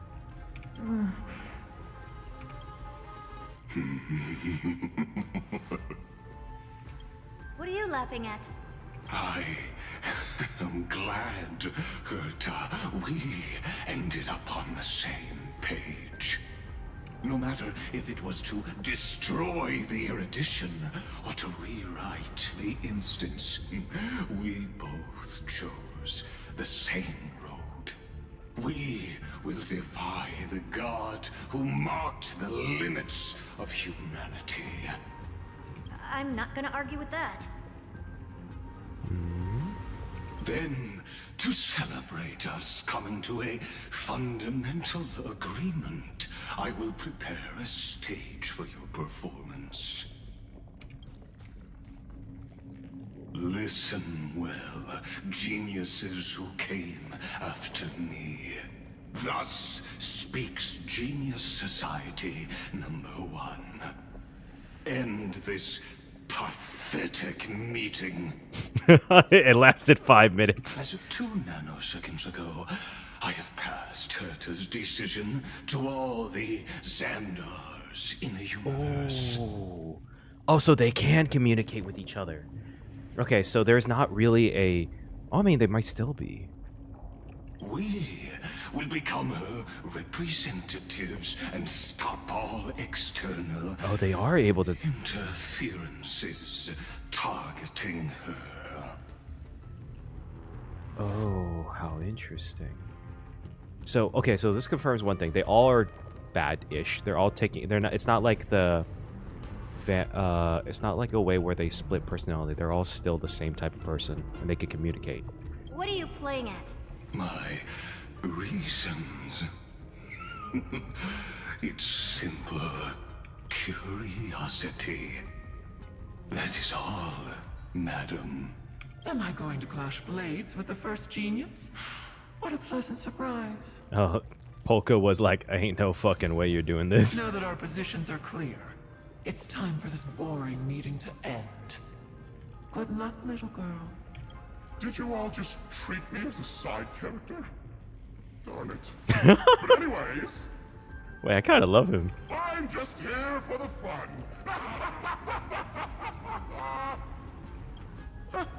As the ghost of the quantum domain, it is my duty to observe. The ghost of the quantum domain? So, if you're happy to bring me a tea set from planet Screwlum, then I wouldn't mind giving you a helping hand, little witch. Oh, I wanna know more about Acha. Acha sounds so familiar. I feel like he was mentioned, or they were mentioned, I don't know, before somewhere. Acha. After everything's over, come visit me and taste some of my freshly baked desserts. They're all just treating this like another fucking Tuesday. Ah, yes, the genius is about to go merge with the Lord Ravager, possibly bring back, you know, the end of erudition as we know it, and take over the god that all of us kind of serve-ish. Not really. You want some desserts with that? I knew you'd say something like that. And Screwlum is the only one who is taking this seriously. I always give the same response to plans that exceed the limits of mathematical calculations. I don't know. Right? Those 3 words, though seemingly graceless, contain all the wisdom in the entire known cosmos.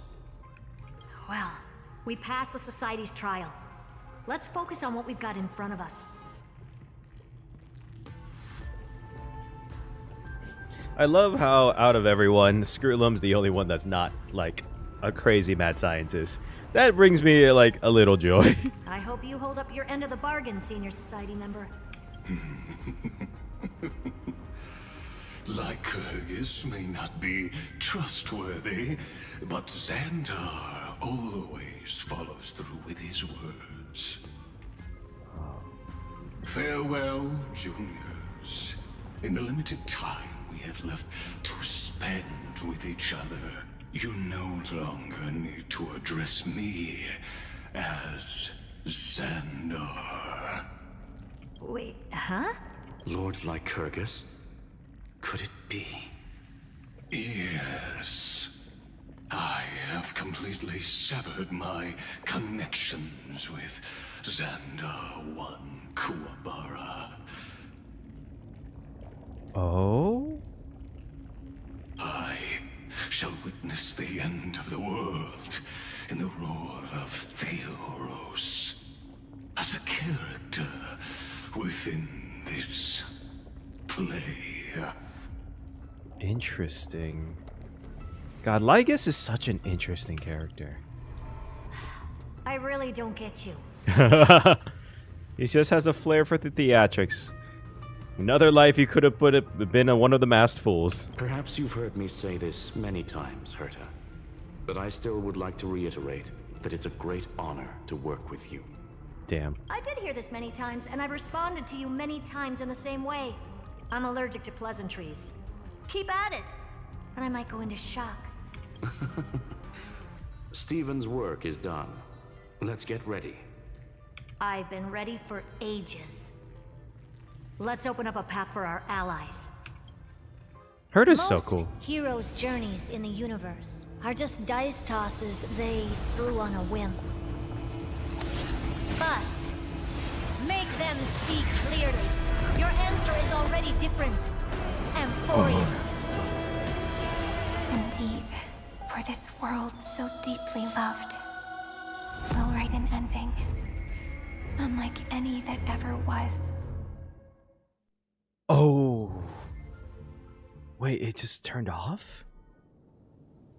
I never thought I'd one day be riding a train that's literally the incarnation of her.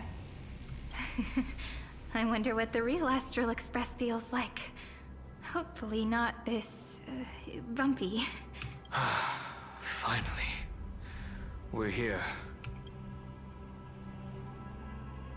Dust and sand in the air. And crumbling ruins all around. This heat is brutal. Not even the Trailblaze can take it. You could say this prison was forged from Finance fury. Yeah, no shot. But fury never lasts forever. That's why we're here. Right, friend? Now enter stand with the Trailblaze. Let's go! Let's embark on the final flame chase journey. Let's fucking go. Wait, well, I'm surprised that, like... Where's Himiko in them? I feel like Himiko would have been here. Alright, I feel like this is a good place to stop part 1. I don't know how long this is, but this has been about roughly 3 hours so far, give or take. I mean, it could be longer, I have no idea, and if it is, then you're not gonna see this part, but yeah, let's stop it here. Ooh, the music's good. Ooh, I like the music. There's not really much to update in terms of my story predictions, or our story predictions. We definitely got the Lygus, Iron Tomb's gonna kill Lygus is wrong, technically. I don't know if this is true yet or not. Chrysos heirs become real. I'm so curious. The This Genius story Society thing was deserves the so perfect cool. ending. Obviously, the Cyrene story was very touching, you and I think? really, really liked that. But I really thought the Genius Society meeting was really cool. And I was not expecting Primitive and Acha and all of them to sound like that. That was so sick. But yeah, I'm super looking forward to the next one. Nothing else is really set yet. Yeah, I feel like a lot of these are really towards the end of it. I was wrong about Iron Tomb, because I guess Lyga's already technically off himself, so... Well, that's part 1. Let me know what you think so far. Let me know your own theories about the Genius Society and obviously about Cyrene and everything. Again, you probably, if you're watching this, you probably saw the whole thing. But part 2, at the time of this being posted, should be out the next day. So yeah, look out for that. If there's a part 3, don't know. It will be the part after that one. Yeah. Anyways, with all that being said, peace.